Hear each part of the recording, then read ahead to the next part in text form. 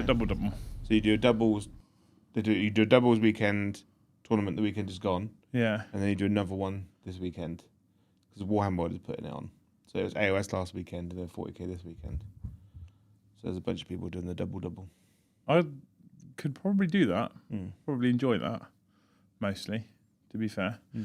Good afternoon, everybody. Welcome back to the channel. Thank you so much for joining us on this fine. It's actually all right outside. It's a bit rainy, but there was some sunshine this morning. It's okay. It's all right. We are British. We do like to talk about the weather. Welcome back to the channel. If you haven't already, please make sure you smash all those magical YouTube buttons for us. Hit the like button if you enjoy the content. Smash subscribe if you haven't already. We're 25 subs away from 500, 35,500. So, you know. I mean, they're the wrong people to ask because they're here, aren't they? Yeah, I need you to spread the word, chat. Oh, we haven't gained many subs this year at all, really. Numbers are good in terms of like viewers. You lot keep coming back for more, which is good.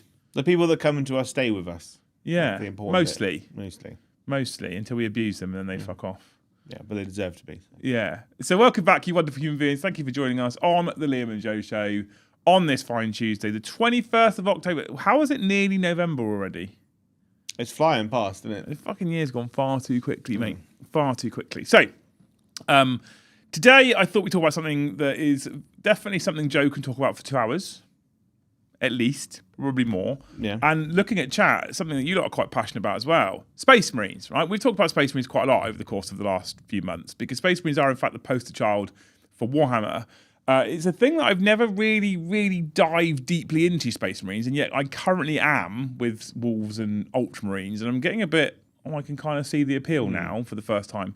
They've always been the route into the hobby, and they are predominantly the main focus for most narrative out there. Probably only second, the only second faction that comes close is probably Guard, maybe Chaos, right? But Space Marines are typically the main focus. They're the main narrative draw, I think, to most people. But tabletop-wise, they're not. They don't. And I know I don't want to get into this argument of making them exactly represent the narrative because that's impossible. Because Custodians would have 2 fucking models on the table. But they don't really stand up to Space Marine hype on the tabletop, do they? No. I was looking at like the comparisons between normal Space Marines and stuff of like a similar points. Yeah. Basically, and things that do a similar job. Like a unit of Incubi is the same points as a unit of Blade Guard.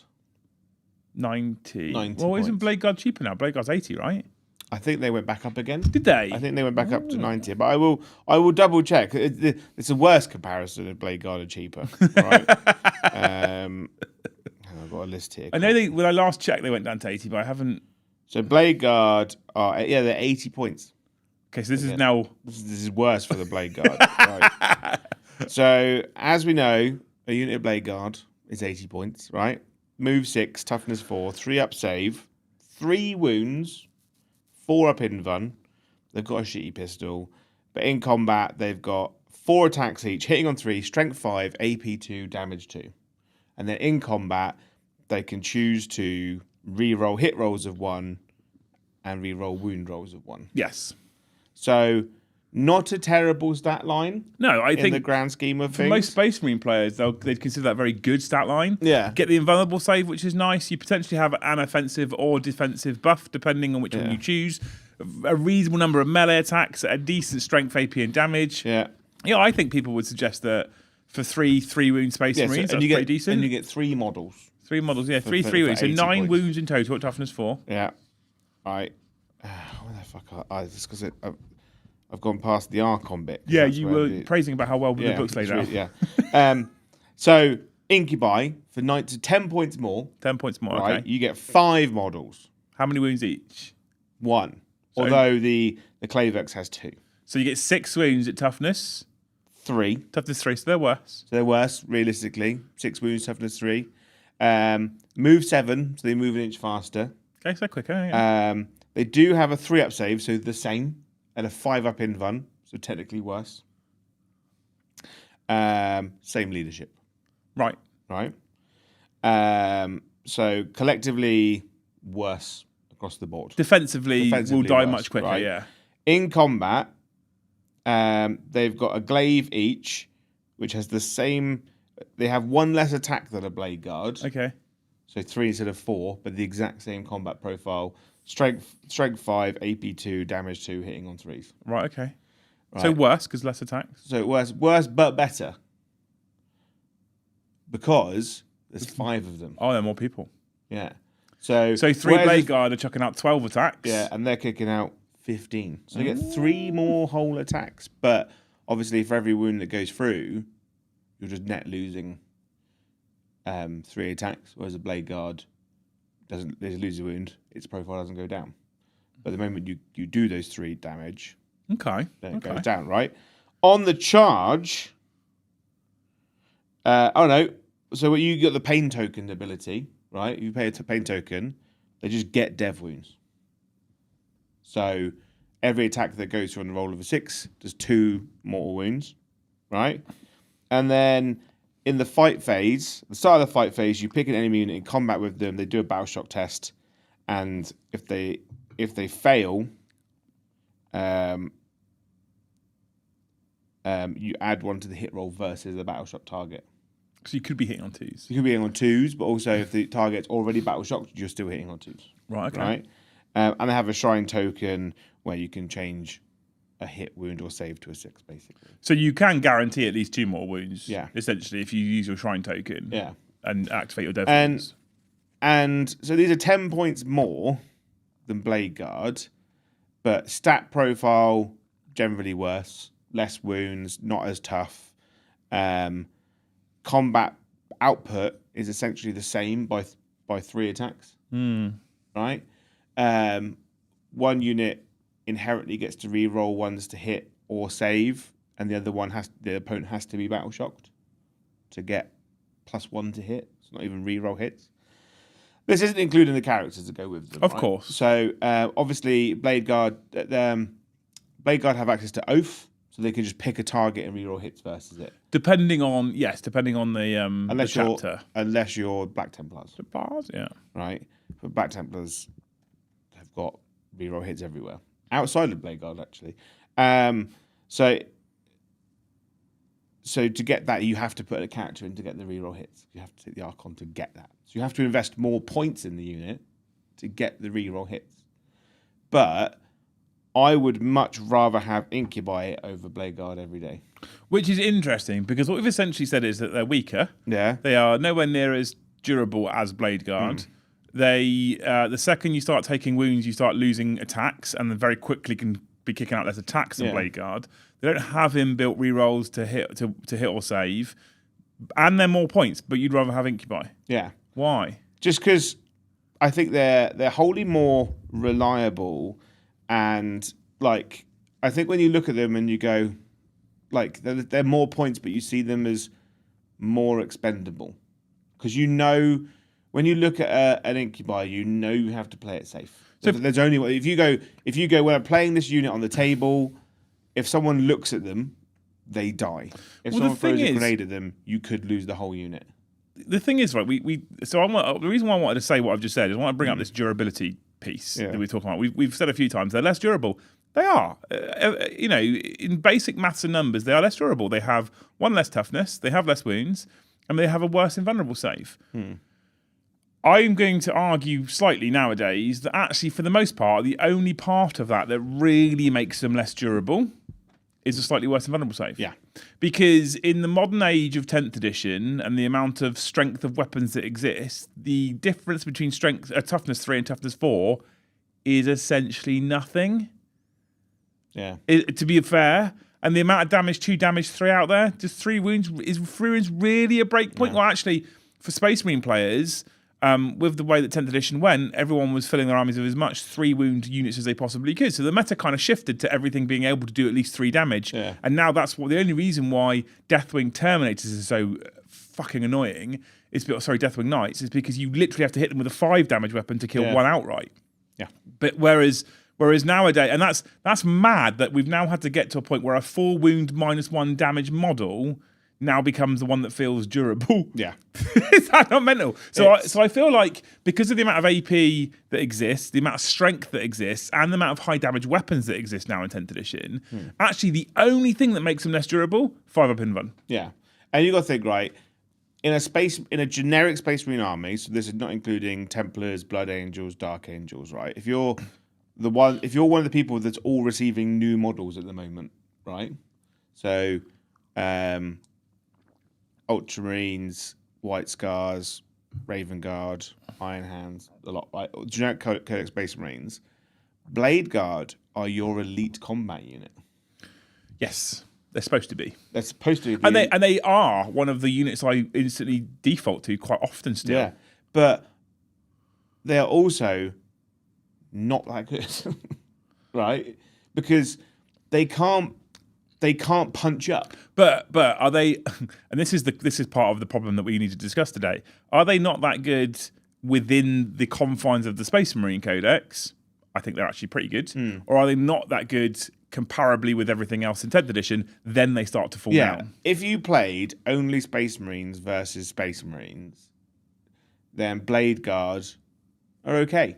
They're quite good at fighting other Space Marines. They're only ever going to have their 4-up save because unless someone shoots you with a bolt gun, and then you get a 3-up save, kind of things. Whereas it's like if you compare it to like the realms of things, then Blade Guard really start to fall off. But then I think they exemplify the whole kind of Space Marine Codex, right? Everything in that Codex is just kind of meh. Yeah, I agree. Right? Nothing in that book really screams out. Outside of its characters, like a Space Marine captain, I would argue is the best profile, the best unit in that book. Okay. Points, point for point on the table, he's the most useful person that you can take. You take him with the power sword and the shield, so he goes up to 6 wounds. He's got a 4-up save. He can go to 9 attacks, where he gets best day ever, and he gets dev wound. He's just doing, and he can do strats for free. You know, he can do so much, but he's still only strength 5 AP. But he's AP 2 damage too. So into other Space Marines is really good. Once you start taking other armies in the game, and this is the scale creep of the game itself, Orcs went up to toughness 5. So Space Marines are only wounding Orcs on 4s now, kind of thing, and they're like their main enemy. Really. But this is the thing. We went to this weird. We changed. GW changed so many things. So it used to be that the Space Marine was kind of your data line, right? Yeah. Strength, movement 6, strength 4, toughness 4, 1 wound. It was before weapon skill 4, ballistic skill 4. This is the old days, which meant that it basically hit everything on 3s in shooting, and in melee you were hitting things weapon skill 3 on 3s, right? And that was kind of your Space Marines were like the datum point, and things were kind of built off of Space Marines. But I don't feel like that's what we've done anymore. So now we end up with this weird creep in strength, and that back in the day, everything was capped at 10s. You couldn't get better than strength 10. You couldn't get better than toughness 10. Everything was capped at 10s, right? Yeah. And now when we've got strength 12 and strength 14 and strength 16, and you've got toughness 6 infantry models and toughness 7 and cavalry, etc., I now feel like Space Marines have remained predominantly toughness 4, strength 4 if they don't have a special sword.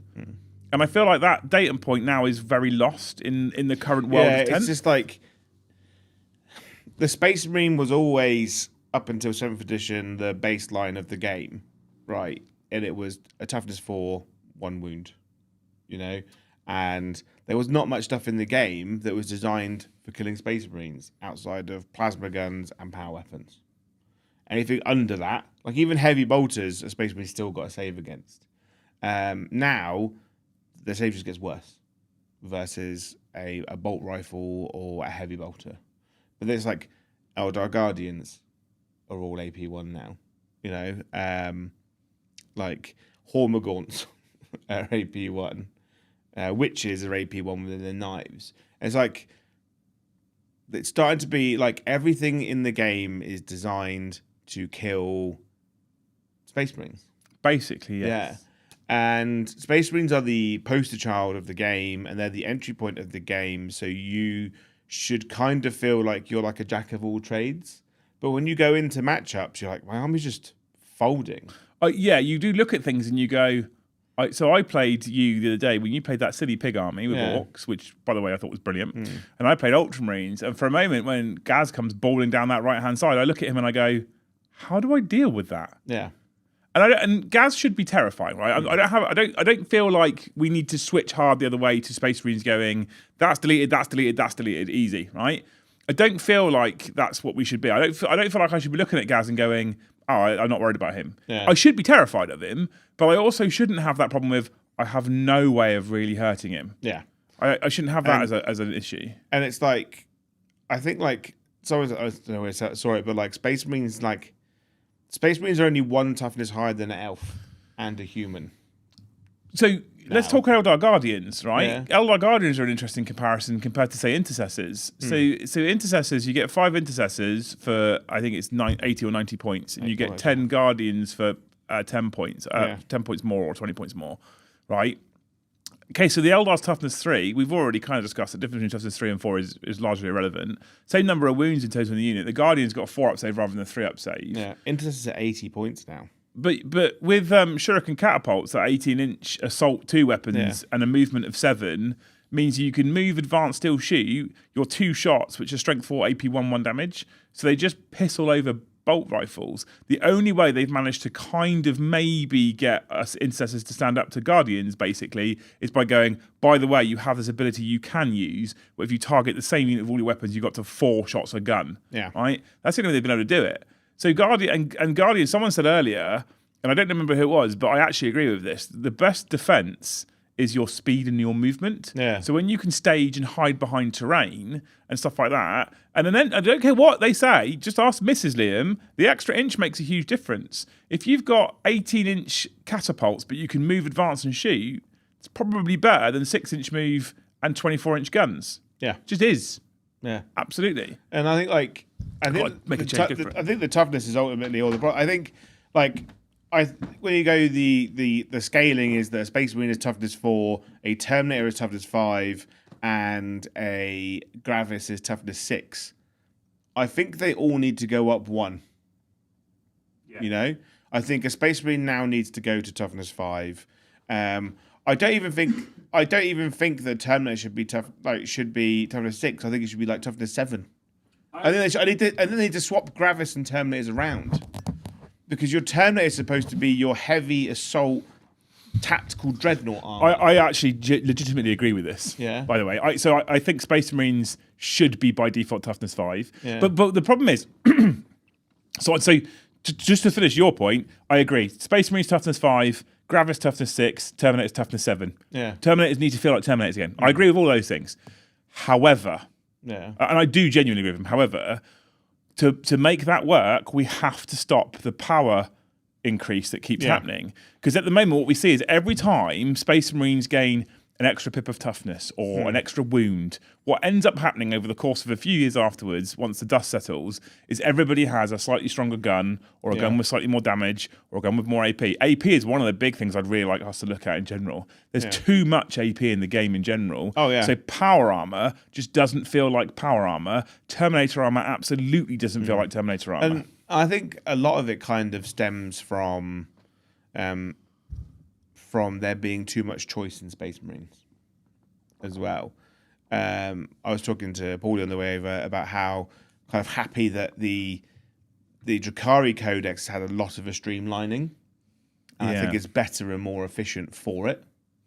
And I think Space Marines suffer from the same problem that like someone like Tyranids has. There's too much there. Too much going on. I think 11th edition Games Workshop needs to pull the plug and just remove all Firstborn. So we'll talk about that in a second as well. Quickly, Dan says, radical idea, Guardsmen should be toughness 2, Space Marines stay at 4, reduce the AP scale, reduce the AP scale and strength scale, which I think if we still lived in a world where the maximum we would ever see is a 10, then I'm okay with that as a concept. I legitimately would be okay with Guardsmen going to toughness 2 and being super cheap and you would take loads. However, because we now have broken through that strength and toughness barrier of 10, what Games Workshop have done. Look, we've discussed this before, and I don't care how many of you say this. We're not going to move to a D8, D10, D12 system. It's just not going to happen. I don't ever see that happening ever. So we're going to continue on that D6 system, which means in terms of the dice that you roll, there are a limited number of outcomes. Yeah. So the way that you control more variety in the outcomes to try and make sure the game feels slightly more narrative is by scaling that strength and toughness and figuring out where those dice rolls then come into play, right? Yeah. So where is the 2s to wound break? Where is the 3s to wound break? Where is the 4s to wound break? If we're going to continue with strength 16, toughness 12, I don't think you need to make the guardsman toughness 2. No. You don't. You just, because at the moment we've got this weird, like, loads of stuff is toughness 3 and 4. Yeah. A fair amount of stuff toughness 5. A bit is toughness 6 and 7. And then it's kind of this gap mostly until we hit toughness 9, 10 for vehicles. And I think we could take this big chunk of 3s and 4s and we could kind of spread them out a bit more. Yeah. And I think you're right. I think a Terminator with 3 wounds at toughness 7, 2 up, 4 up, especially because I still would scale the AP schedule, Terminators then become a bit terrifying. Because if you look at someone like Meganobs, right? Meganobs like hit like a truck, and they're mad tough, and they have that one turn where they're like, where they've got the feel no pain. I think they've kind of like leveled out a bit now. They were a bit mental, but now they're much better. But it's like there's this weird kind of this weird distribution of the -1 to be wounded. You know, I feel like Games Workshop could remove a lot of the -1 to be wounded if, like you said, they spread out the toughnesses. You make everything a lot more variable. And I think by the book at the moment having too many options, the Games Workshop goes, every codex has this. Every unit has to be different from every other unit in the book. Units can't really share the same special rules.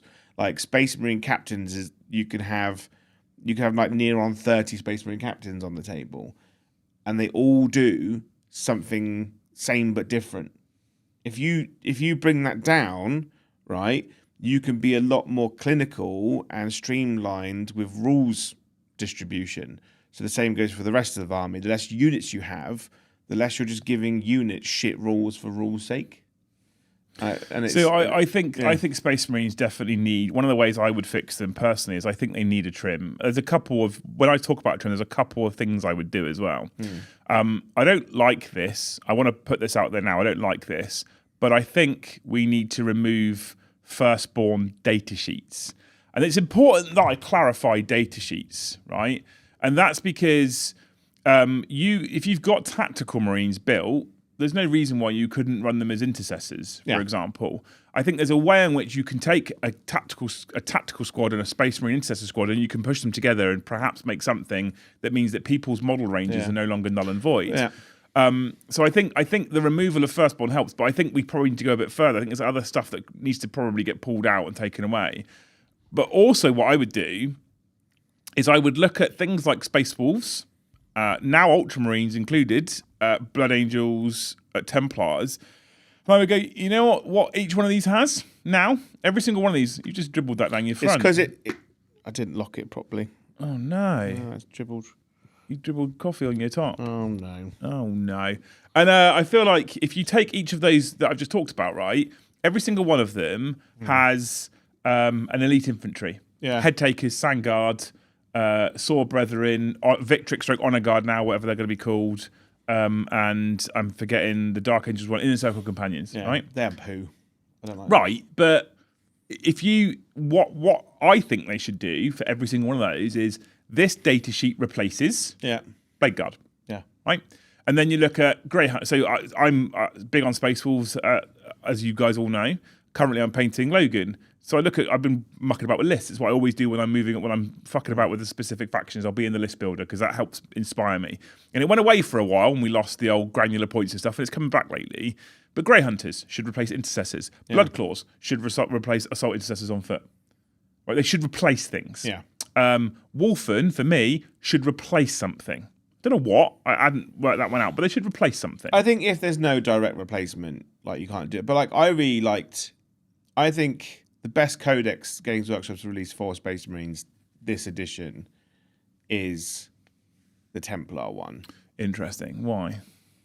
Because obviously it gets rid of Oath and it replaces, through necessity, nearly all the vehicles. So you can only take Black Templar repulsors. You can only take Black Templar. So because obviously they've got the multi-melter. But those have got their own specific rules for that book. And then, like, all of the Black Templar characters, none of them can join Blade Guard, you know? Space Wolves is similar. Only some of them can join generic Space Marine units. Most of them can only join Black Templar units. Space Wolves is similar. Yeah. And I think if they did that route for Blood Angels and Dark Angels, right? They said Azrael can only join Inner Circle Companions and Stern Guard, you know, like elite infantry, because obviously there's no Stern Guard equivalent in Dark Angels.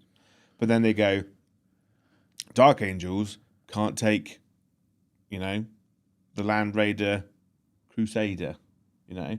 I missed it. They can't take some of the Gladiator variants. So they can take. Yeah. What are you going to say? They can take Lehman Russes? What, as in Space Wolves? Yeah. Yeah, so the Space Wolves could take the Lehman Russ. There was a time that they could. Yeah. You know? The tank named after their Primarch. Yeah, you go Imperial Fisk to take the Rogul Dawn.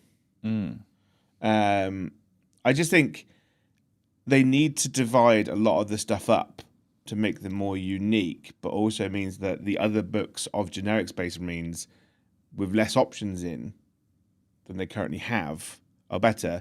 Like, I think we should probably get rid of Intercessors, Assault Intercessors, Tacticals, and make them one unit. Okay. So you can choose to equip them all with close combat weapons, or you can equip them all with bolt rifles, or you can go some bolt rifles, some special weapons.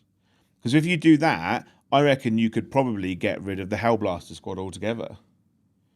Because, wow, you're really trimming then. Because I think the Hellblaster squad is shit. I love Hellblasters. Why do you think they're or shit? you go, do you know who can take Hellblasters? Dark Angels. Comes a Dark Angel exclusive unit, and then your Hellblaster gun guys, they just go into your tactical squads. Because, like, I think the Hellblaster unit in itself is a cool gimmicky unit, but it's not good. But I don't think the problem is they won't. I don't think they'll do that only because they sell a box of 10 Hellblasters, a box of 10 Intercessors, a box of 10 Assault Intercessors. Yeah, it would be a case of they'd have to just remove the unit altogether and just remake. Which they won't. They won't. Yes. But I think the problem is with the army. I think if Games Workshop wants to fix Space Marines going into 11th edition, there needs to be a purge, and sadly, it has to be all Firstborn units. And those Firstborn units just go into a new game system called the Scouring. 11, 12, 13, 14, 15, 16, 17. Right, so the Storm Raven, the Planes, the Stormhawks, the bog standard Dreadnought, tactical squads, heavy bolter squads, the old Scout squad, all of that, the Razorbacks, just go into a new game system called the Scouring. So if you own all those things, you can still play a game, right? And for Games Workshop, that's brilliant because they can sell you some new rule books and some new codexes.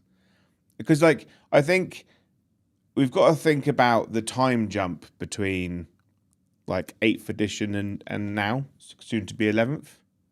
What are you counting? 95 data sheets currently in the Space Marine Codex, right? You could bin off 30 of those. 95. If we look at non-Primaris stuff, okay, let's have a quick look. I want to disagree with Gary McGowan. What he said? He said stop giving named characters the most impactful rules. No, I agree with that. I don't agree with it. I want there to be a real choice between a named character and making your own. I want my named character because named characters make your army unique currently. No, right. I don't want them to be an auto not take. Right, because what sells better for Games Workshop? A book about Logan Grimnar or a book about some random... I don't disagree with that, but what at the list building phase, at the moment, if you take certain characters, they're just auto-includes. You just take them. All the time, no matter what. I think they should be. Nah, because they are. I think that a named character should be impressive and good and have a rare rule, but not definite. I'm always going to take that named character. I want them to be do I want him or do I want I don't want them to be I never take them. They're a model piece. So I think that works in the system where you can only take one captain. Agree. That works in 8th and 9th edition. Well, 9th edition, right? It works in a system where you have to pick a choice between a named character and a generic captain or equivalent, right? We now live in a time when you need captains to make units function. And because there's so many captain options, the spread of actual useful rules is pretty shit, right? And the units that you join also aren't great sometimes. So by having a named character, which is sometimes the reason why people even pick that army in the first place, have good rules, just works. That's why I think Age of Sigmar works really, really well. Because the named characters in that game are just so impactful and so cool. I think having named characters be good in their own way helps keep the narrative of the game. Yeah, and to be clear, I'm okay with them being good in their own way. Yeah. I just don't want them to be an auto pick every time. But if you really like that character, I would rather have a character be good and you auto pick it than have your favourite character be shit and you. Okay, what about a different approach then? What about Space Marine characters who you're right, they're the ones all the novels are written about. They're these epic, incredible heroes. How about one named epic hero per 1,000 points, for example? So at the moment, I was mucking about with Space Wolves list yesterday, right? And I was fucking about with Space Wolves list, something that I want to write and run. And I'll talk about it because of the 5 characters in my list, right? 5 characters, 2 battle line units, 1, 2, 3, 4, 5, 6, 7, 8, 9, 10 other units in the list, right? And it's 2,000 points. And I am all Space Marine units pretty much, all Space Wolves units pretty much, barring some Scout Squads and some Vindicators just because of objective play. But my first 5 units in my characters is Arjak, Bjorn, Logan, Ragnar, and a Wolfguard Battle Leader. That's great.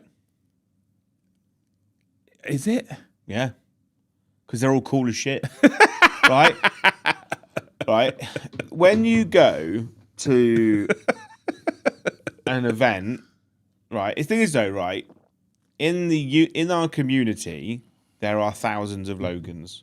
There are thousands of Ragnars. But they are everywhere. However, in your house, there is only one of those.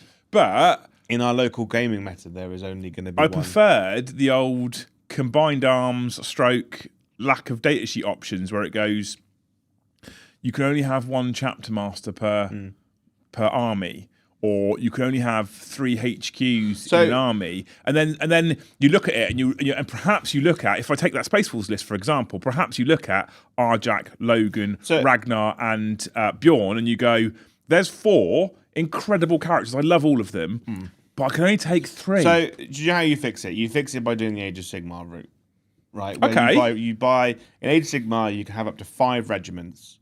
A regiment is led by an overall commander, and then and that commander can only lead specific units. Only certain units can join his or her regiment, right? So sometimes there are other characters who are counts as lieutenants that can join that person's regiment. That regiment can only take 3 units, unless it's your warlord, where you can take 4. So you could have your warlord and 4 units, or your warlord and 1 lieutenant, because that's how many you're allowed in that detachment. Per detachment. So you could have 3 regiments with a leading character and a lieutenant character. But in Space Wolves, for instance, you could take a regiment and you go, I want Logan. Logan can only have Terminators in his regiment. He cannot, or he could take any Space Wolf. Or maybe anything. Or Logan, because he's the first company. Because he's the chapter master, he could take any Space Marine unit. But you take Ragnar, he can only take head takers and blood claws. Yeah. Right? If you take a generic captain, you can take any Space Marine unit. Right? Apart from, but the only ones that he could join. So he couldn't take Terminators, he couldn't take Aggressors. If you take an Aggressor captain, he unlocks aggressor-based units. Yeah. So because there's no named aggressor characters, but you want to take heavy intercessors, you have to take a generic Space Marine captain, right, in that armor. And then it means that when you build your list, Okay. your army is controlled by the characters that you take, but the characters that you take influence the units you can put into your army. Yeah. Okay. And that's what I really like about Age of Sigmar, is you can make a really skew list with all awesome characters and a bunch of random stuff. Or you go, I want to have a good all-rounder army, but that means I can't take Well, the other thing Ragnar. that's quite good about AOS in general is if you do break the whole, this is how we want you to try and construct an army, they allow you to do that, but there is normally some kind of downside to it over who gets first turn or whatever. Well, it's like, so in Age of Sigmar currently, if you have less regiments, you pick who go. If you finish dropping your army first, you choose who goes first or second. So you could put your army down in regiments, or you can place in each unit down individually. So you force your opponent to go before you. And then during the game, the different side is that if you have more regiments than your opponent, you can re-roll the priority roll. Yeah. So there's no priority roll in. So maybe the answer then is to go down the route of bringing back combined arms. Yeah. And saying, if you fit your army within this framework, you gain this benefit. Yeah. But if you don't have to, because I think it's always going to be, I'm always a person who, and I've said this a million times on various shows that we do, I don't like the option. I don't like the concept of giving people more options, which inevitably will influence purchases, and then taking those options away. That's shit. I don't like that, because people will make purchases based on what they're currently allowed to do. And then when you go, we made a cock up, we're going to restrict it. Like, well, I've spent a load of money on all these characters that I can't use anymore. So I feel like maybe the answer is to go, here's a framework that we want you to build your army within, similar to AOS, right? Here's a framework. So we would like you to try and fit. And if your army fits in combined arms, you gain this benefit. And it needs to be something that is a real choice, not I'm definitely making sure I fit in combined arms, but an actual real choice. And if you don't fit within combined arms, and if you are aware of what combined arms is, combined arms came from years ago, and it required you to have a minimum of 1 HQ choice, character, and 2 troops choices, battle line, and then it gave you slots for other things. And every single datasheet, because I'm aware that some people have already come to the game in 10th edition, every other datasheet had a battlefield role, and it was either a HQ, an elite, a troop, a fast attack, a heavy support, or Lord of War, and I think there was maybe one other that I'm forgetting at the moment. So when you had a combined arms attachment, once you filled your basic minimum requirements of 2 troop choices and 1 HQ choice, you could then have up to 2 more HQs, up to 4 more troops, up to 6 elites, up to 3 heavy support, up to 3 fast attack. Which means if assault intercessors were jump packs for fast attacks and storm speeders were fast attacks, and you filled it with 3 units of 5 assault intercessors jump packs and you wanted a storm speeder, you couldn't take it back then. And I feel like perhaps what we do is we go, you can fit within that framework. But if you want to take that storm speeder, you can. You come out of the framework and you lose the benefit, but you still can do it, right? Yeah. It's still something you're allowed to do. Flyers, thank you, Dave. That's the other one I was thinking of. I don't know. It's just a thought. And we also talked about, I talked about the other day about named characters versus custom characters. And I think I really like what they've done with Marneus Calgar. I really like what they've done with Calgar. If he's your warlord, you get +1 CP. Yeah. He's got to be a warlord, though, which means if you take Gulliman, who has to be a warlord, you can't make Calgar your warlord, you don't get +1 CP. Yeah. I like the idea of named characters' traits being locked to being the warlord. Not all of them, but some of the really powerful ones be like, if Logan's your warlord, you can deep strike a unit in the first turn. Yeah. If he's not your warlord, but Logan should have a rule that says he has to be a warlord, then you don't get that. Yeah. And then maybe Ragnar has another ability which is really good, but only if he's your warlord. Then you go, oh, if I bring Logan, he's got to be the warlord. I won't get Ragnar's cool ability. I really want Ragnar's cool ability. So maybe Logan sits this game out because I want... That's fucking cool. Yeah. I like those kinds of choices, personally. Yeah. I'd love to know what you guys think, chat. Stick it on postcards. Let us know what you think, how you would fix Space Marines, what you think about anything we're talking about. If you want to support us, it's one of the ways you can do that. The other main way you can support us is by becoming or gifting memberships. If you're already a grey name, you could become a member, !member in the chat, and then sign up and you get to support the channel, which is amazing. So many of you do, and we appreciate you all for it. Otherwise, if you gift memberships, we fucking love you forever, and you'll get a Joe Hope if you gift 5 or more. I'd like to see what data exists on the pick rate of different units. Oh, I'd love to. I'd love to know that sort of stuff. Because when you look at the Space Marine lineup of units, like who's realistic, like no one's taking tactical squads, only right? There's going to be a couple of people like, I take them, right? Oh, edge cases, yeah. You're going to be a real edge case, right? But it's like, how often are people really taking them? All chapter masters prime marks need a rule that sets them as your warlord with prime marks. Yeah, agreed. I absolutely. I think Logan, I think Calgar, I think Dante, etc. I think all of these characters should have, if they're in your army, they must be the warlord, unless also accompanied by the lion or gullyman, depending on what your faction. The ballistus, the brutalis, and the redemptor should be one slot. So I'm a huge advocate for this, Joe. Yeah. I think Predators one slot, but then I probably would honestly bin him off. Get rid of them. Now the Gladiator exists, Predators bin him off. But shouldn't a Gladiator be a single data sheet with turret options? Yeah, in my opinion. Yeah, it's like when you look at the Lehman Russes, right? It was just the turret that, because if you look at the Lehman Russ tank commander, he can have any turret option. Damien says everyone takes the combi lieutenant. Everyone, they do. I don't, because I don't like the model. But I could probably kit bash one to be happy. But yeah, you're right. Hammerfall bunker, bin it into terrain. Oh, Jill's gonna hate you. Well, she used to have loads of fucking terrain. Or give it deep strike. No, just bin it off. Reavers, bin them off, or make Reavers, infiltrators, and incursors. So I would merge. I would merge the incursor and infiltrator data sheet. Yeah. I would merge those. They come from the same box, so I'd merge the data sheet. Yeah. The repulsor and repulsor executioner, just turret options in it, basically. I mean, they're different boxes. Yeah. Storm speeders, make them one. Yeah, I agree. One data sheet. Pick your weapons. Vindicator, whirlwind, bin them off. They're just.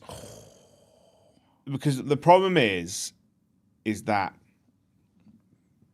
these are hangovers from a time gone by, right? The Imperium is a very stagnant beast, as we know. Yes. Right? It's 10,000 plus years since the heresy. Nothing changed for 10,000 years, realistically. Within apart from the bringing of the Adeptus Astartes in the Scouring, when all these things were created and like segregated into different kind of branches of the Space Marine Force, right? All that stuff, right, kind of existed for, let's say, 9,500 years, right? And then we have what is essentially 8th edition, the coming of the Primaris. The coming of the Primaris to now is roughly about 1,000 years, right? The average Space Marine lifespan is only about 200 years. So most of the tactical Marines have either crossed the Rubicon to become Primaris, or they've died. You know, all the armies that are being created since the coming of Guilliman, it's all been pushing the Primaris. All your new Space Marines that come along just become Primaris. No one's using the old ways of doing it. So that these things should have just disappeared by now. Right? And handing out repulsors, gladiators, storm speeders, like the Imperium doesn't like changing technology, but they've just kind of accepted it. So yeah. So that knowledge will get lost.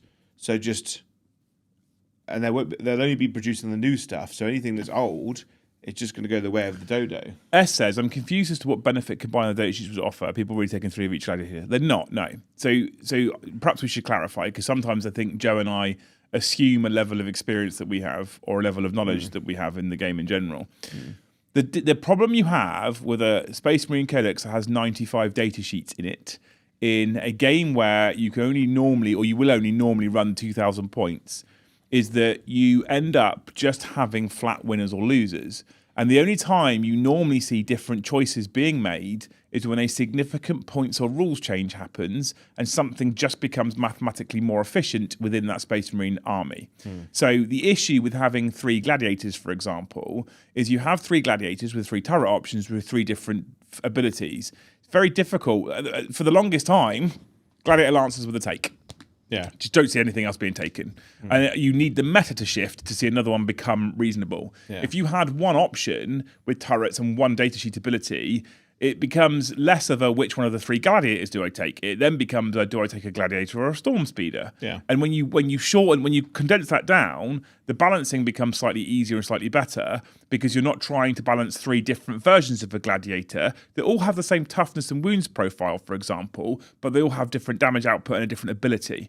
Yeah. And so I do think that the game would benefit, and one of the ways that you make Space Marines better is with easier balancing. Yeah. And I don't want vanilla everything. I like the concept of there being skews and there being units that are strong and powerful and characters that are a bit mental. I like that. I don't think we want chess with 40k pieces, to be fair. But if you take those three data sheets and make them one, they're easier to balance against the Storm Speeder that have become one. Yeah. And And when it's like obviously you have to bring back granular points. Games Workshop, by splitting out all of the data sheets, obviously was easier to consume for new players at the time.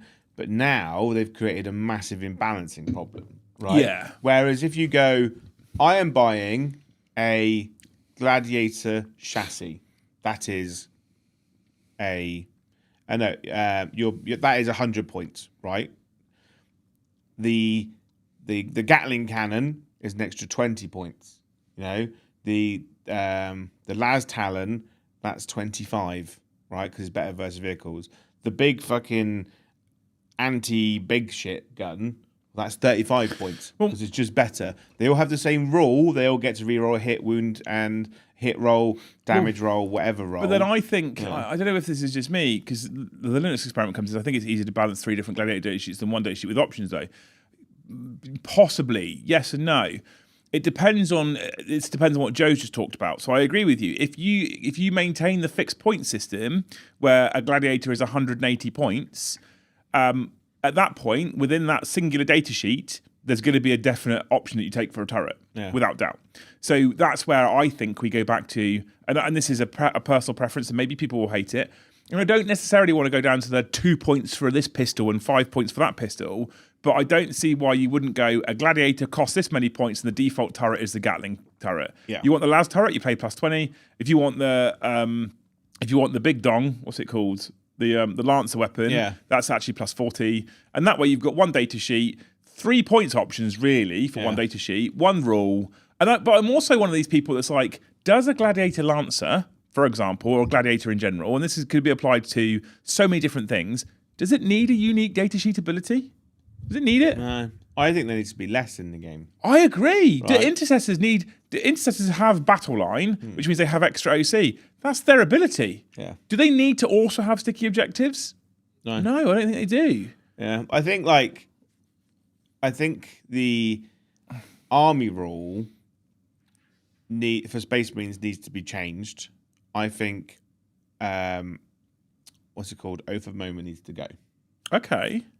In general, I think it's an okay rule, but it's not what I call an army rule. Like an army rule, I would say Chaos Space Marines have the best army rule. It's swingy, but in terms of an army ability, every unit in the army has the ability to do a Dark Pact, right? No matter where it is or what phase of the game is, it can do that thing. I actually think Dark Pact is one of the best rules they put in 10th. And there is a positive and a negative. There's a positive and a potential negative. Always a positive. Always a positive. Potential negative. But there is a potential negative if you fail. But everyone on the table in your army can do that thing no matter where it is. Yeah. Oath of Moment, right? Basically, potentially 2/3 of your army are missing out because you can't see the unit. It's not close enough. Or if you kill the Oath of Moment target, apart from if you're running Gilliman or you have a Dark Angels detachment, you can't move that Oath target. So once it's dead and you kill it in your turn, your army's doing nothing until you're lit until the rest of the battle round. I personally would like to see keyword things. So like remove the heavy intercessor data sheet ability, the assault intercessor data sheet ability, the intercessor data sheet ability, tactical squad data sheet ability, and I don't know if there's any more battle line units. And then battle line means that objectives are sticky. Yeah. Right? And then, like I say, like if you make the army rule better, there's less need to have individual data sheet abilities because your whole army has a good thing. Yeah. And then the detachments is which then affect your army more. Yeah. And character selection. Yeah.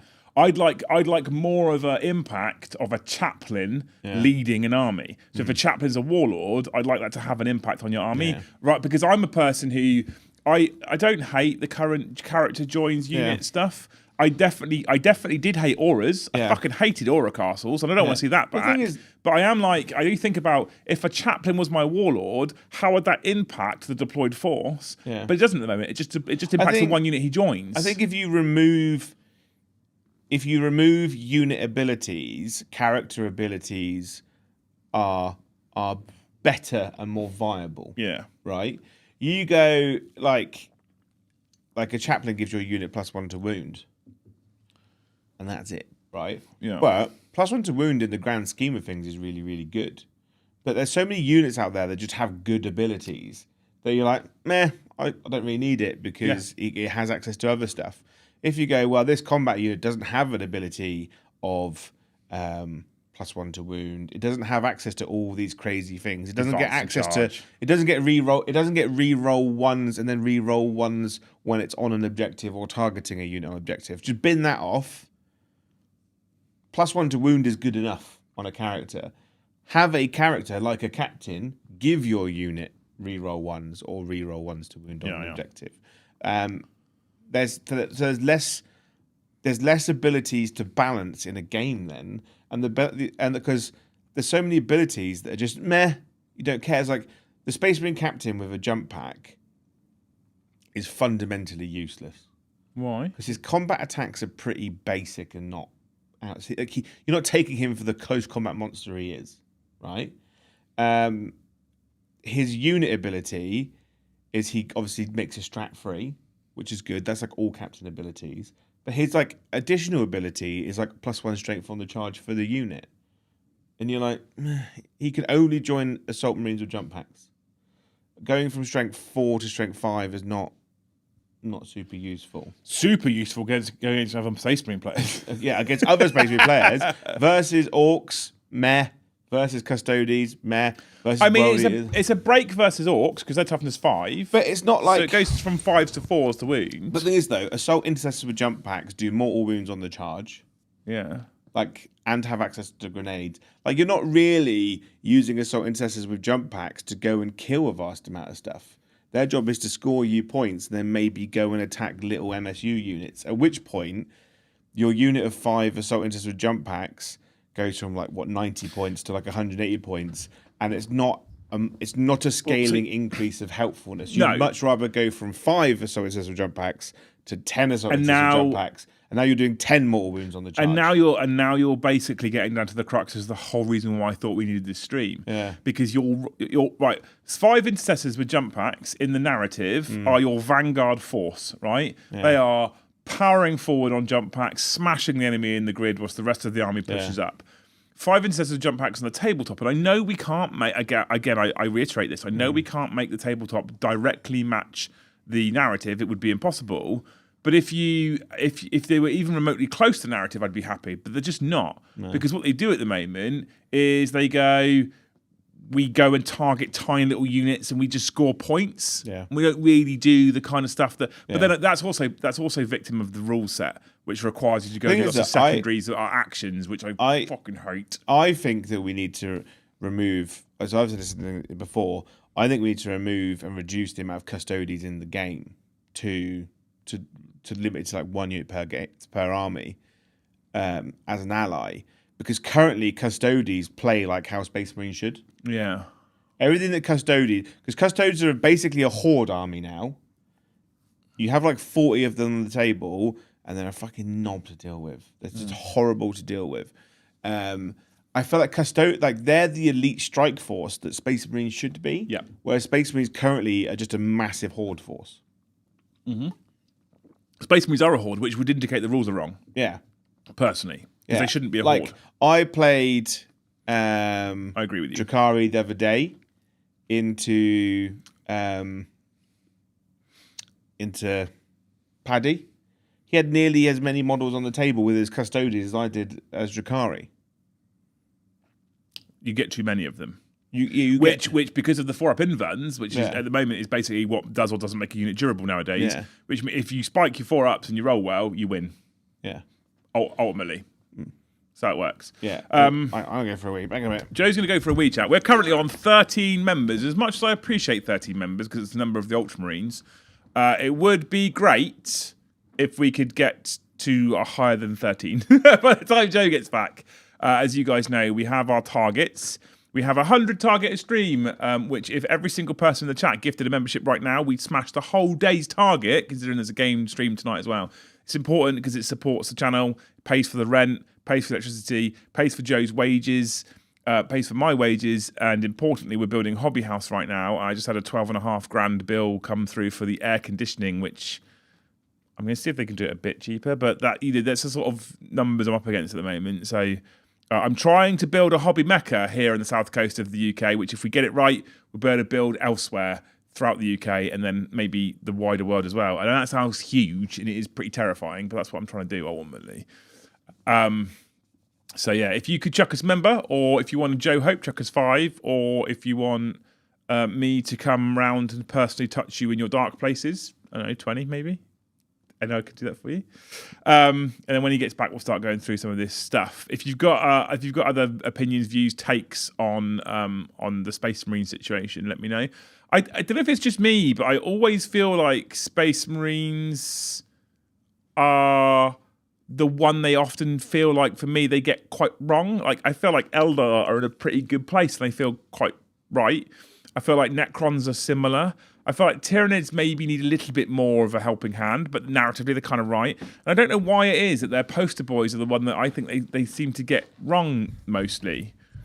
And do you think that? Is the helping hand. Do you think that though? Because I think Chaos Space Marines, right? You're right. I think Dark Pact is one of the best rules they've done. There's a plus side always. There's a negative side sometimes. You can choose to do it. Every unit can use it all the way through the game. Perfect, right? I think Eldar are in a very narrative place, and they die. Drakari arguably the same. They die very, very quickly. Yeah. They do pack a punch. They're quite impactful. I complain about Chaos Space Marines a lot, right? About their general output in general, right? But I do think that Chaos Space Marines are how like the rest of the game should be. Yeah.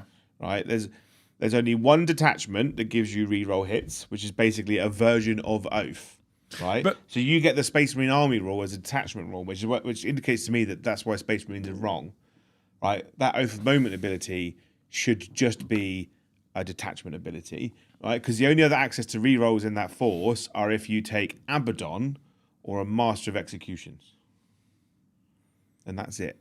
Well, right? And then a lot of that stuff is like strength 5 or strength 6, AP 1, 2 damage. They don't have access to much AP 2 damage too. But what they do have, they have AP 1 2 damage or AP 2 1 damage. Yeah. And it creates a choice. Yeah. And I prefer that. I prefer to create a choice rather than everything's AP 2 damage. Here's another prime example, right, of I think of a character done right. The Drakari Archon. Joe loves his Drakari book. I fucking love this book so much. He's been carrying it around with him. Yeah. I just put it in my pants. Here's how you do weapon options on a character. Right? Okay. The Agonizer, anti-infantry 3+, but meh, right? He's got 3 weapon options. They all hit on 2s. Right? 2 are strength 3, 1 is strength 4. They're all AP 2. 1 is damage 1, 1 is damage 2, 1 is damage 3. The one that is damage 1 has the most attacks. The one that is damage 3 has the least attacks. And the one that's in the middle has in between. You know? And I think that's like obviously on an Archon, on an Elder, it's not high strength because they're only little brittle little elfy people. But on a Space Marine, I think that they need to scale their stuff more appropriately on characters. You go 4 attacks, 5 attacks, 6 attacks. You know, damage 3, damage 2, damage 1. And then they used to have it like so, devastating wounds. I don't know. What the damage 2 one? No special ability, and then the most attacks is like twin linked or something.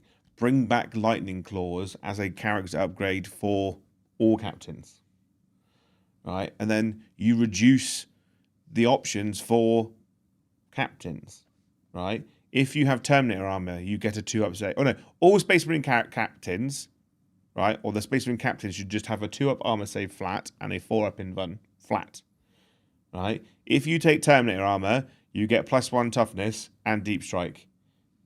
If you take Gravis armor, you get +2 toughness. You know, if you take normal armor, it's just normal armor, and that's how you balance it. But then you make this is where you go. Well, not all named characters should be better. You have less captains, but the captain options are better. I think, yeah. I agree, but also things like the like you said, they should have a 4-up invuln. I agree, they should, but it shouldn't be common. It should be 4-up invulns should be rare, and 4-up invulns are so common in the game right now. Well, like in this book, right, you've got 1 captain option, 1 witch option, 1 homunculus option, and then you've got Drazar, who's like a Phoenix Lord, and then 2 named characters. Okay. They have 1, 2, 3, 4, 5, 6 characters in this entire book. And that's enough. So if you look at Space Marines, I think they need less options. They should have Captain, Lieutenant, Chaplain, Librarian, Ancient. Yeah, but I'm okay with pointed ways of changing what they are. Yeah, but making them be more efficient, like we said, reduce the unit upgrades and special in every unit having a special rule, bin it off, make your characters more important. Yeah. Hang on. Yeah. Fuck me. Wait a minute, Jay. Wait a minute.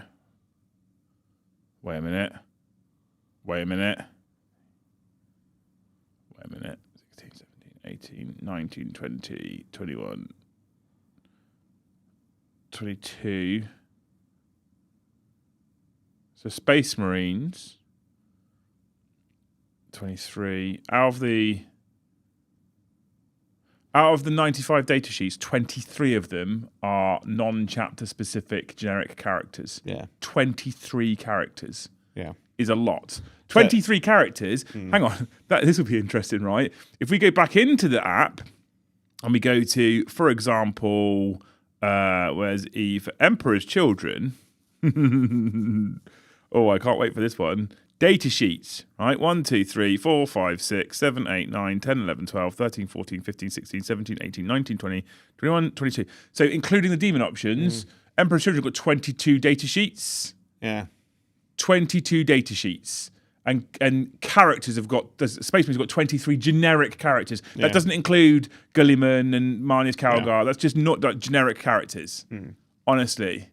It's absolutely mental that they have 23 characters in 95 data sheets in a single codex. But I think like Space Marines have in the generic options, as what we're trying to get at, is that they have too much choice. I think that's the real issue with the army.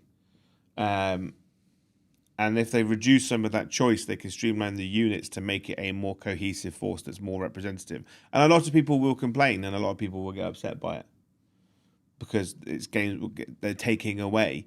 I'd like to see 11th edition take away, maybe add a few more units. Yeah, I think the game in itself will be in a better place for Space Marine. Also, when you're buying an army, right? I think less options is better. Like when you're getting into a hobby, when you're buying a new faction for the first time, less options is better. Yeah. Right? So if you are a World Eaters player, right? I think World Eaters is one of the best starter armies you can have. But there is a point in if you stay in the hobby, there's a point where it then feels like you don't have enough. I know, but obviously you go to like other armies and sometimes. But like I'm saying, it's like, but when your starter army is Space Marines, right? It's almost more daunting for a new player to start Space Marines than it is World Eaters or Votan or whatever. Because a new player, you go, cool, I've bought the starter box set. I've bought a combat patrol. I've learned what these things are now. And they go, what do I get next? And then you look in your book, you buy the codex, whatever. You go, there's 95 units to choose from. How do I know what is the good one to do? I mean, Space Marines is undoubtedly too big. Yeah. But what I'm saying is, so 95 data sheets is just too many. You're right; it's overwhelming almost. Yeah. And actually, the way that the game works in general is 50% of those data sheets, specifically competitively, and I'll concede this is specifically competitively, but 50% plus those data sheets do not see the light of day. Yeah. They just don't. Which means that for the most part, for most people, not for all people, but for most people, you could remove 50% of those data sheets. You still have 48 odd data sheets, and no one misses them because they just don't get selected, and that's why I think selection data would be really interesting. I'm going to use the bathroom now, Zarjan. You can talk. And to I people. think like when after 8th edition, going into 9th edition, I said I wanted 9th edition. I said I wanted it going into 10th edition. I said I wanted Primaris and Firstborn to be split into 2 separate codexes. No, don't want that. Right? No. But now I'm at the point where I'm like, just bin them off. Yeah. Just bin them off.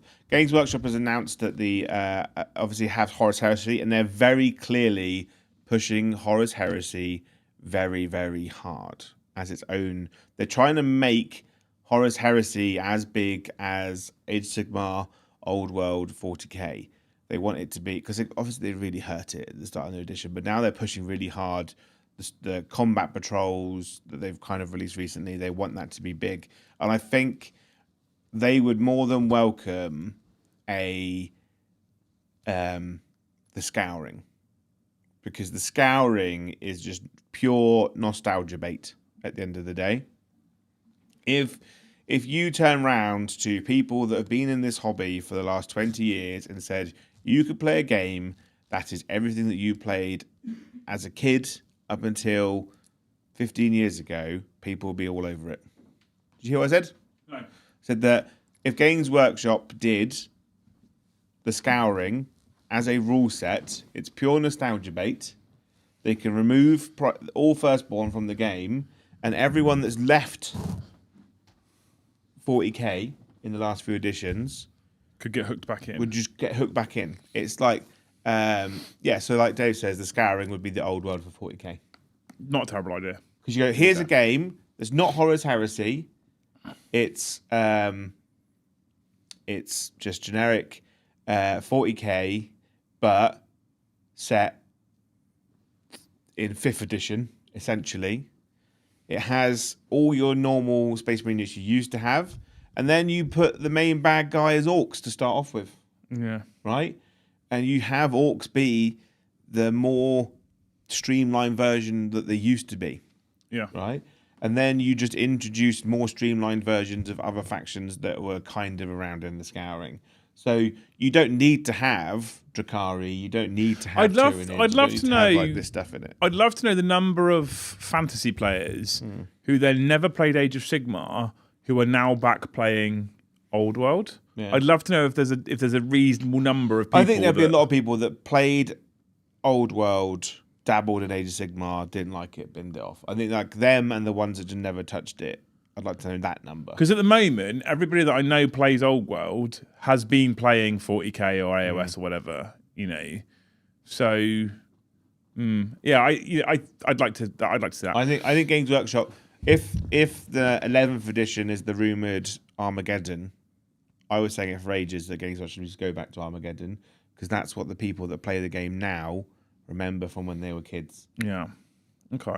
Interesting. Just like the world, people like the things that they used to like when they were a kid. They don't like these newfangled, new age technology types things. No, They needs quite. to be comforted by things that were. Yeah.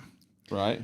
Talking about being comforted, Joe and I get comforted by significantly higher numbers of gifted memberships, chat! Exclamation mark gift in the chat. If you really love the content, if you want to support us both, if you want this man to smile more, please give some memberships. Like... talking about lack of smiles.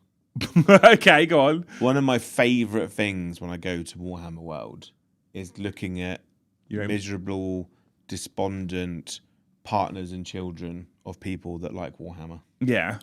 Like just kids like that. Trudging around Warhammer World. Yeah. Like, this is shit. This is full of hairy nerds. Why does Dad like this?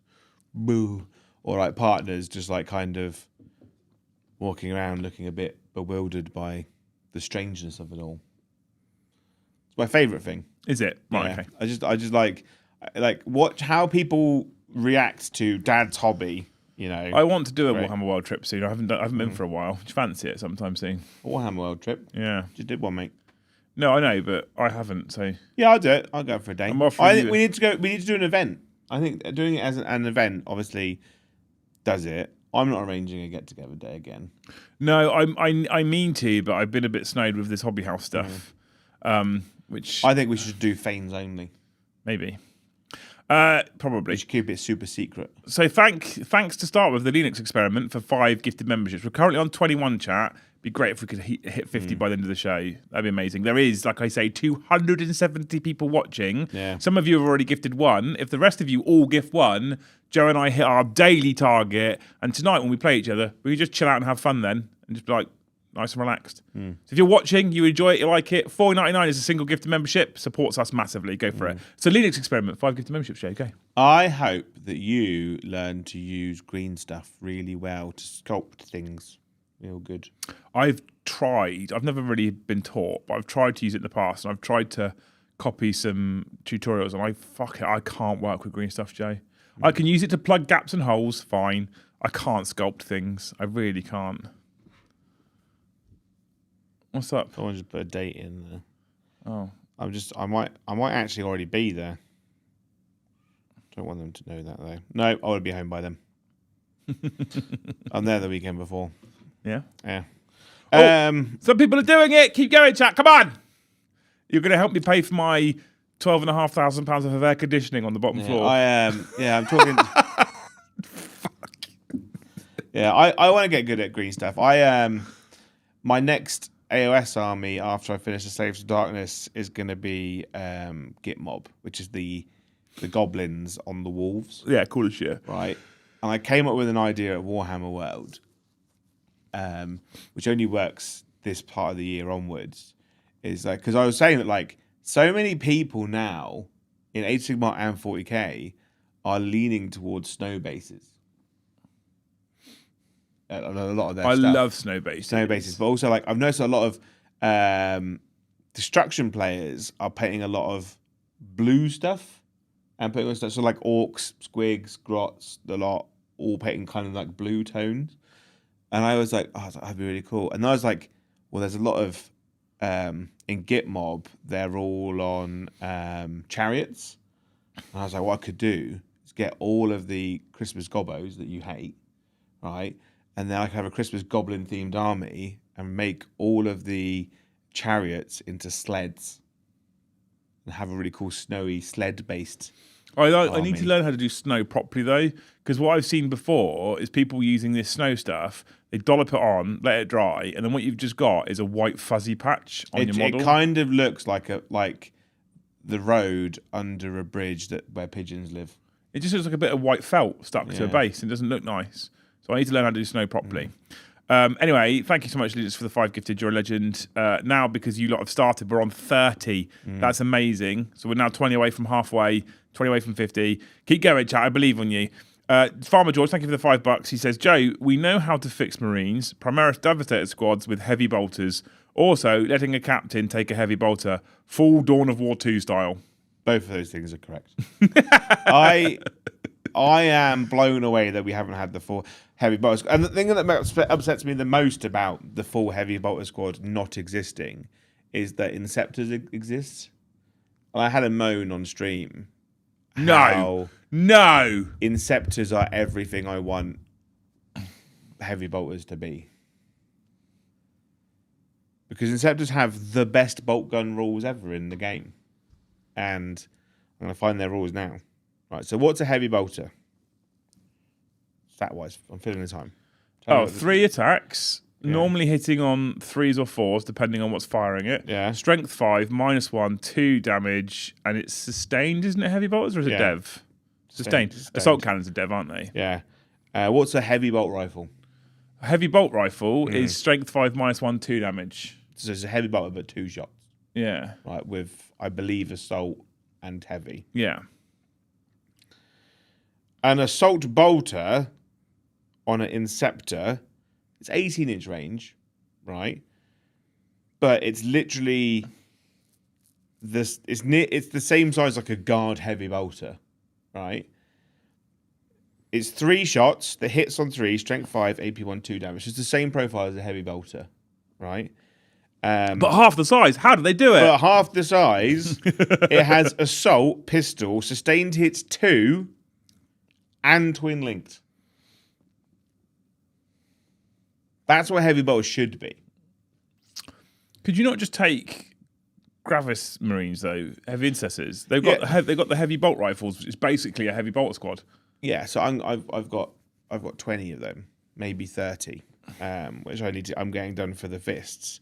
But I'm just like, why is the Inceptor's gun half the size but just way better? I love the Inceptor rules. I fucking hate the models. Yeah. So I was trying to figure out whether I could kit bash their arms onto aggressors or something. Just looks super cool. My partner's messaging me with the most grown up messages ever. Oh, yeah, kinky. Got me going. Huh? Got a new food bin. Oh, yeah. I was worried you were going to go into some. No, we're like, because we're sad and old now. I'm like, oh, it's the most sexual thing I've ever seen. You open the bin cupboard, the food bin's in there, and it's got like a little lid that just kind of goes boop. You open it, self-opening. I got a new can opener the other day. Right. Oh, so good. Was it electric? No, it's hand done. I don't like electric ones. Why? Because so you just have one of those things on the side. You go put the can. No, I don't like it. I don't. At least won't let me have one, but I want one. I feel more masculine if I do. It's like a real bare bone, just like one metal rod, and the little twisty bit in it. Just bang, twist, done. Smooth, glides. No, like, sometimes you know when it goes like along. You understand what I mean? Or sometimes when it starts slipping, fucks me right off. Just bang, close, bang, round, smooth, done. Right? If it starts slipping, it's probably blunt, Joe. And then I had no, because what it is not the blade itself that's blunt. It's the gears that turn the can that have worn down over time. Normally they're made of cheap metal, so that the chat, please gift. And then and I had the most please chat orgasmic moment ever the other day in TK Maxx in Salisbury. I found a small saucepan. Please gift. Right? Please. That has a little lip on it for pouring. Because most saucepans don't have a little spouty pour bit. So when you pour it, it just goes... If we can go mad for gifting, I can give a second member of staff. It holds a whole bottle of mulled wine. The conversation then gets... Heat up my mulled wine on the stove and then just pour it straight into the cup or glass, right? Without having to use a ladle and just get mulled wine everywhere. Thank you, John McCardle, for 20 gifted memberships. 20 gifted from John McCardle, which means we're only 50 away from target, chat. Thank you so much, John. He gave one to a big boy. If 20 or higher comes in, we have to stop what we're talking about to say thank you. I appreciate you. John, have you ever gifted yourself one by accident? I don't think like so. An old account. He is a member. I know, but he's got other... Thank you, John, for 20 gifted memberships. Thank you, John. I hope that when we meet up soon, we get to go for like a nice candlelit dinner. Are you paying? I'll pay for my half. Thank you, Emilios, for the one gifted. Thank you, Peter, for the one gifted. You're amazing people. John, I love you, by the way. I hope you're doing well. He's opened his gaming club. I saw. He put videos of it in the things. It looks I incredible. want to go and visit it. Yeah. On my second trip to America to be visiting John's house and go to his club. We'll go visit John one day. Yeah. Calvin, thank you for the $5. Have some dollar dues for the channel. Appreciate you, man. Thank you so much. Thank you. Awful Gamer, thank you for the $10. He says it feels like Games Workshop are trying to balance the speed of playing the game and how much they can make selling a 2k point army. If Marines are tougher and points go up, they make less money. That is definitely true, though, isn't it? That's right, yeah. I do have to disagree with Dave, though. What does he say? Just cut the long leg. If you cut the barrel off suppressors, you get a better looking Inceptors. The problem is, to me, it just looks like a suppressor with a smaller gun. Because Inceptors are quite clearly in Gravis armor, and suppressors are quite clearly in normal. No, this is gonna. I'm going to say something now that you're going to argue with or disagree with because of you. I do wish to some extent Space Marines were a little easier to kit bash. I wish it was much easier. The piece pistol kit bash. They're not, though, are they? Like, to try and put... I was looking at how you would put Inceptor arms on heavy intercessor bodies, and you still need to green stuff gaps. And I'm like, they're both Gravis bodies. But what you deem as a small level of effort compared to other people's concept of a small level of effort. Yeah, but there is a vast chasm between. No. This is the problem. This is the problem with your massively warped brain because of what you do and how you do it and how often you do it. Because your level of kit bashing that you think is just normal and fine is a lot higher than what a lot of people do. You've got a misconception as to what the vast majority of people actually do in the hobby. And people don't want to sit there green stuff in gaps mostly. Some people do, most people don't. Most people want to go, take arm off model, glue to other model. Oh, look, it makes a little bit of work, but it fits. Get good scrub. I think Space Marines now are in a better place for conversions than they have been since 7th edition. No, yeah. Right? But, so what I will say is there is a balance, right? So 7th edition and pre, much easier to kit bash Space Marines, but didn't look anywhere near as good. No. Facts. They just so look now, nicer now. I think nowadays, you have to work harder to make a model really stand out. Okay. But I think the reward is worth the effort. Okay. You know? Fair. You know, it's like...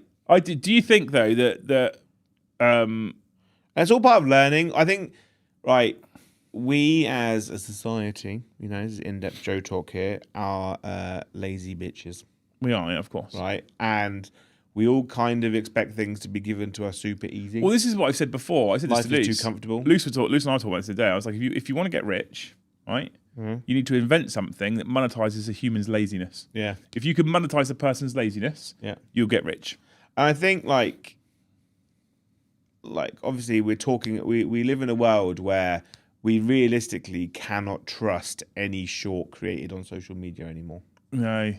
Can't. The amount, you know what? The other day, Luce was TJ, I will get back to your super chat. We will talk about it, I promise you. The other day, Luce flicks through Facebook Reels. And then eventually, every now and again, she'll come up and show me one. Look at this, right?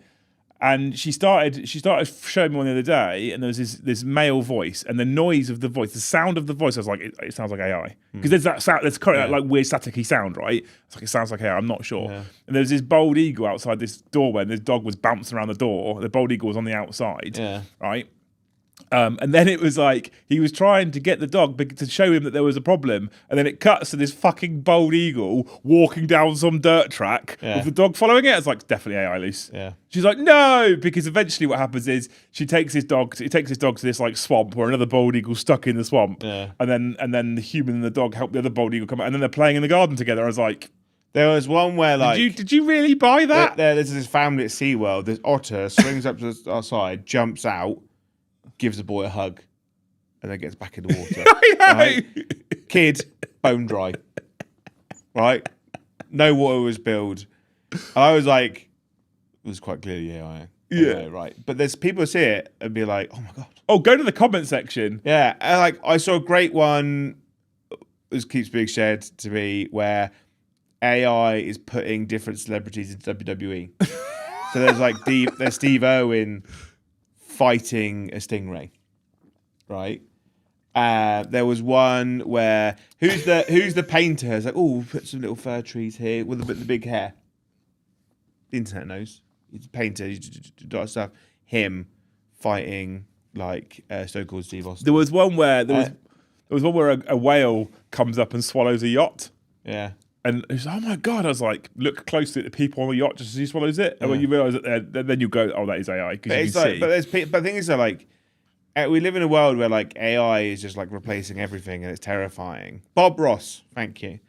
And so the comments on the Bob Ross one was like, oh, I never knew he was in WWE. He fucking wasn't.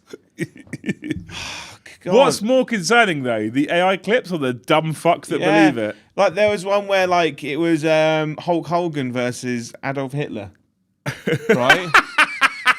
The fight we all wanted to see. And there's the comments like, I didn't think the WWE was that old. Oh, did Paddy get gifted by John? Yeah. And it's just like I didn't think WWE was that old. And it's like, and I'm like, the internet as a planet, it's kind of fucked, right? Everything's just being stolen. We can't trust anything. But in our hobby, everything is real. Everything that we do has to be done, right? Games Workshop supplies us kits that we have to build and paint ourselves. Yeah. And you can choose to build and paint the box as it is. Or you can go a bit further, put that extra effort in to get something entirely new that could not be recreated by someone else without them having to put that level of effort. Do you think that's one of the reasons why I think myself that's one of the reasons why the hobby has grown so much, and why I think it's going to continue to grow. So despite the fact that I personally believe that Games Workshop in their life cycle are in currently a downward ditch for the most part. I think that the last year of rules have been better for 10th edition than they were previous. But if I think about the pricing, the price increases, the lock-in characters in big boxes, etc., etc., etc., I think they're currently treating their fan base a bit shit on the whole. But yet we're still seeing period on period profits and period on period improvements in profits and share price growth. And I wonder if actually, for the most part, one of the reasons why this hobby will endure and one of the reasons why it will continue to be successful and one of the reasons why it will continue to grow is for that very point you've just said. Yeah. It's actually a real thing that we still have to do. So I was at Doubles tournament at Warhammer World for Age of Sigmar. There were still 70 teams. 140 people went and played Warhammer this weekend at Warhammer World. And they all had a great time. People loved it. And Warhammer World was still fucking rammed full of people. And I don't think you can really, like, you could do that. Like, there will probably come a time where someone will create battle reports with AI. Right? They won't be good. They'll be shit. And if I have to see another god-awful, I made my model move with AI, I'm going to throw my phone out of a window. But we could do it to promote our dice. We could do that. And everyone's like, oh, it's so impressive that my guy looks like he's been kneecapped because he can't walk properly. So the thing is, right, AI animating a model on a tabletop is in fact impressive that it can do it. Yeah. But you can't then put that out as content. No. But I think we're going to be at a point where AI will be able to create a full game of Warhammer, 2 people presenting it, rolling dice, right? But the problem is that the people that are presenting it will probably be very scripted in everything they do. It probably won't be very exciting, but they'll be able to do it. But I think in our hobby, they won't be able to create that random excitement moments. You know, the people in the AI will roll the dice and they'll move the stuff because the rules are a preset thing that the AI can learn from, but it cannot learn my guardsman killed Khan.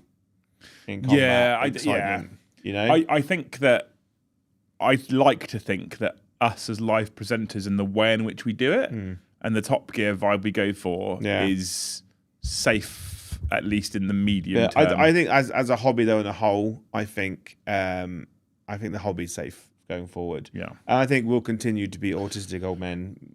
Soon, the next progression is historicals, then trains in the loft. No, I think Joe. I think you and I will be playing Warhammer together till we die. I do also next week say that Games Workshop is generally bad. I think Games Workshop's doing good stuff, but no one talks about it. I saw this at Warhammer on the weekend. Racks for Drakari gone from 5s to 10, cheaper than 2 boxes of 5 were. So Games Workshop's making stuff cheaper. So what's been interesting is they announced the other day that the boxes that were kill teams are now becoming generic units on their own now. Was it Mandrakes or Guard, or whatever it was? They said they announced it was coming out. It'll be interesting to see if they're now cheaper than what they were as a kill team. I hope so. Because it was Chaos Space Marines, wasn't it? Yeah. Chaos Space Marines is something else. And if that box set is released and it is cheaper, I think Games Workshop, and obviously people are always going to shit on Games Workshop whenever they can, but I do think Games Workshop is trying to make the game cheaper. Not so cheap that like. So do you mean they're going to release Striking Scorpions, for example, as a box with Striking Scorpion box art rather than a kill team box with extra cards in? Without the cards, and I reckon it'll be cheaper. And this slightly annoys me, the company as well. So why aren't they shouting about that? Because that is a positive move. Because for them, they're like meh. You know, it's just a rebox. But if a box of Striking Scorpions is 47 quid with the cards, and they rebox them as with no cards, and they charge you 37 quid, and I'm throwing names at it now, right? 10 quid cheaper for the same unit, because let's face it, most people are buying them for 40k anyway. That is something they should be championed for. And I've said this before. I will call them arseholes when they behave like arseholes. Yeah. And I will call them positive. I will shout about the positivity and the good work that they do. I'd not heard of this at all until you just mentioned it. It was on. I think it was Warcom for what's coming out on pre-order. That's what they're doing. That's brilliant. It's like I think them releasing old kill teams into 40k. If they come out cheaper than what the kill team box set was because there's no cardboard in it, I think Games Workshop's going into a good place. But they won't champion it because it's just a rebox for them. I don't know. But the thing is though, people on YouTube don't like talking about positive things about Games Workshop. Well, positivity doesn't sell. No. Positivity doesn't get There's numbers. a certain YouTube out there that all their stuff is just about shitting on Games Workshop. Yeah. And I've basically just blocked them.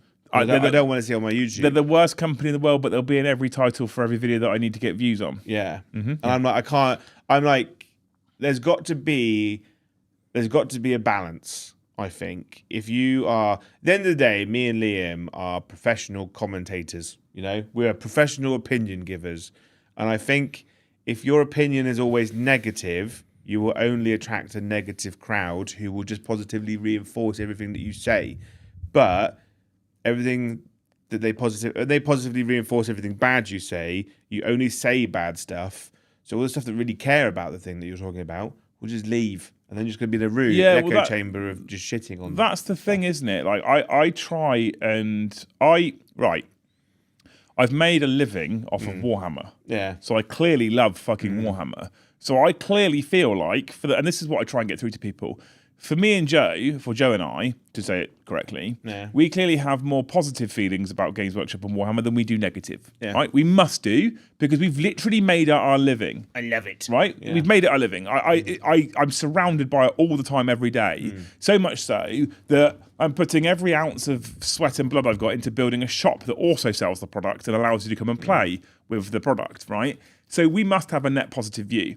When it comes to talking about whatever they do and however they behave, I always try very hard to offer as balanced a view as I possibly can.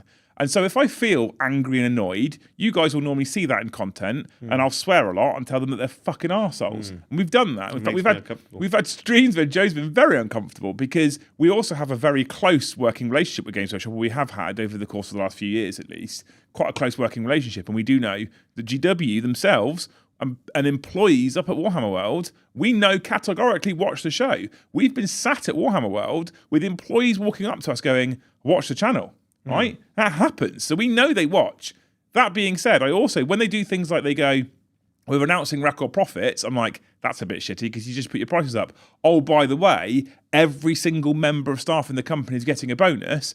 That's a good move. Yeah. And that should be championed. And so I am very keen to try and offer a balanced approach. And when they do things well, if they are going to rebox these kill teams and drop the price because they don't include the cards, my criticism for over a year has been, oh, kill team boxes now include the cards. It's an excuse to charge us more. Yeah. And if they're reversing that, that should be championed. Yeah. That's something they've done well. Talking about making money, back to TJ Super Chat from ages ago. I'll be back in a minute.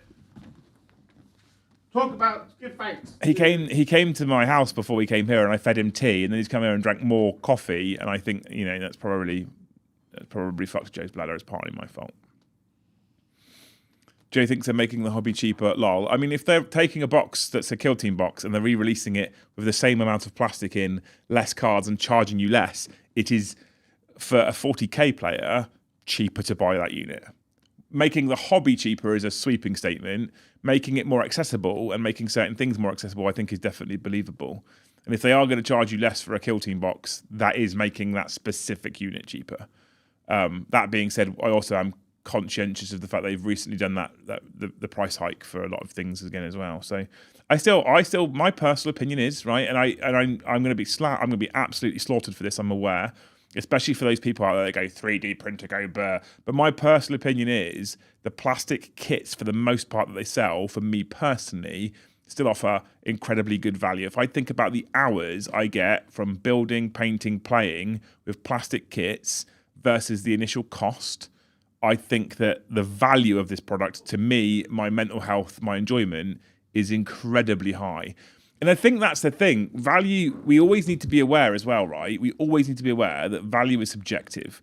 And a thing can cost £100. And to person A, that £100 is far too expensive, and why would you ever spend that money on that thing? And to person B, that could be the best expense they've ever had in their life. I personally think that Space Marines, for example, a box of Space Marines is 40 quid for 10 blokes. It's at £42.50 for 10 intercessors like that, right? Yeah. I think if you're a person who takes them, builds them, paints them, plays with them, if you then think about the amount of hours of enjoyment you get from that box, and then you think about how much it's cost you, and you think about the positive benefit to your mental health when you're sat there painting it, I feel like that's still mad value for a lot of people.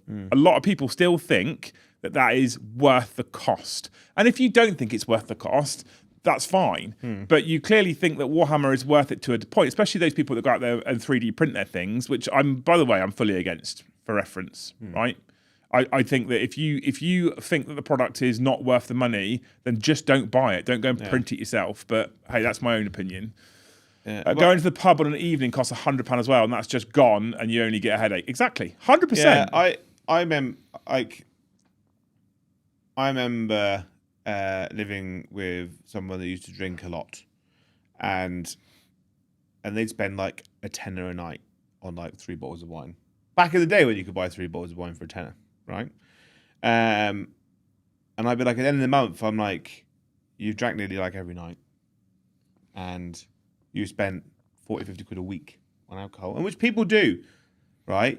Now, most people are spending 40 quid plus in the first 2 hours of going out drinking, right? So people like I spend 100 quid on a night out. That's not included going out for meals, right? Exactly. And that's what they deem the value of the thing that they enjoy doing, right? Some people just like the concept of drinking a lot is a hobby to them, right? Yeah. The social aspect of it. If someone's happy to spend 100 quid every weekend, right, that is the acceptable cost of their hobby. So if you're spending 400 quid a month on Warhammer, you are happy. You deem that your hobby is worth that to you. Well, and this is the thing. People, what we do is we compare the cost of Warhammer to 30 years ago. Yeah. And if you think about the cost of Warhammer compared to 30 years ago, it's extortionately expensive right now, right? It is comparative with 30 years ago. But what I would urge most people to do is to compare the cost of Warhammer to modern day costs of things, like going out for an evening, like having a fucking McDonald's, like I don't know, the latest AAA video games and the cost that they are nowadays. I think if you start to compare with modern day pricing, and we're all getting fucked with modern day pricing, don't we? Yeah. Some people out there, there's 245 people watching right now. I'm looking at the chat. Most of you are green names. Some people will tell you that if you're paying $4.99 or up to Thanes or Acer tier for this content, that's a fucking complete ripoff. You guys see the value in it. Yeah. Value is very subjective, and so I would argue that to some degree, cheap and expensive is also subjective, and cheap and expensive is also based on value. Well, me and Dan on the drive back were talking about how expensive the weekend was. Right, neither of us bought any models. We didn't buy anything from Warhammer when we were there. We didn't buy any hobby.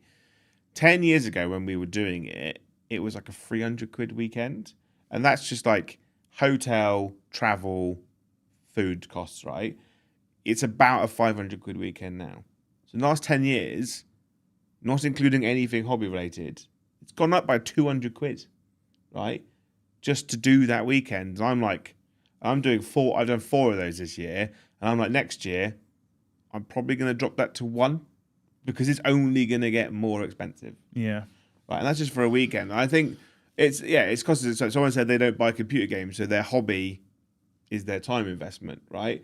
I don't spend much money on computer games. I still play computer games. I don't spend much. So when I do spend £70, I don't really complain because that's the investment I'm willing to put in. Of course. And it's exactly what I'm saying. It's subjective. You need to go to the toilet. It's made me need to go to the toilet again now as well. I had coffee when I got up, coffee in the car on the way to yours, tea at yours.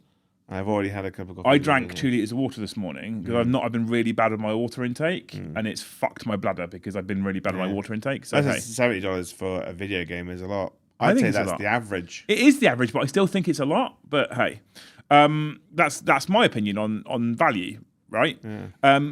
TJ's point, if we go back to a super chat, was if Marines are tougher and points go up, they make less money. They do, but I'm going to try and counter this, TJ, and then I'll leave this for you to discuss for a minute. So I do what Joe's just done and go for a second wave of stream, which I'm slightly embarrassed about. However, I would counter that, right? So if you make Marines tougher and up by points, you need less for a 2,000 point army. Cool. However, if you also balance the data sheets better by having less, so that there was choices to be made, you might only be able to play with 2,000, but you might be more inclined to own 4,000 or 5,000. Yeah. So for a lot of people now, I know people that will write a 2,000 point army, they'll build it, paint it, they maybe have an extra 300 points to sub in and out. Yeah. And they go, that's cool, I'm done.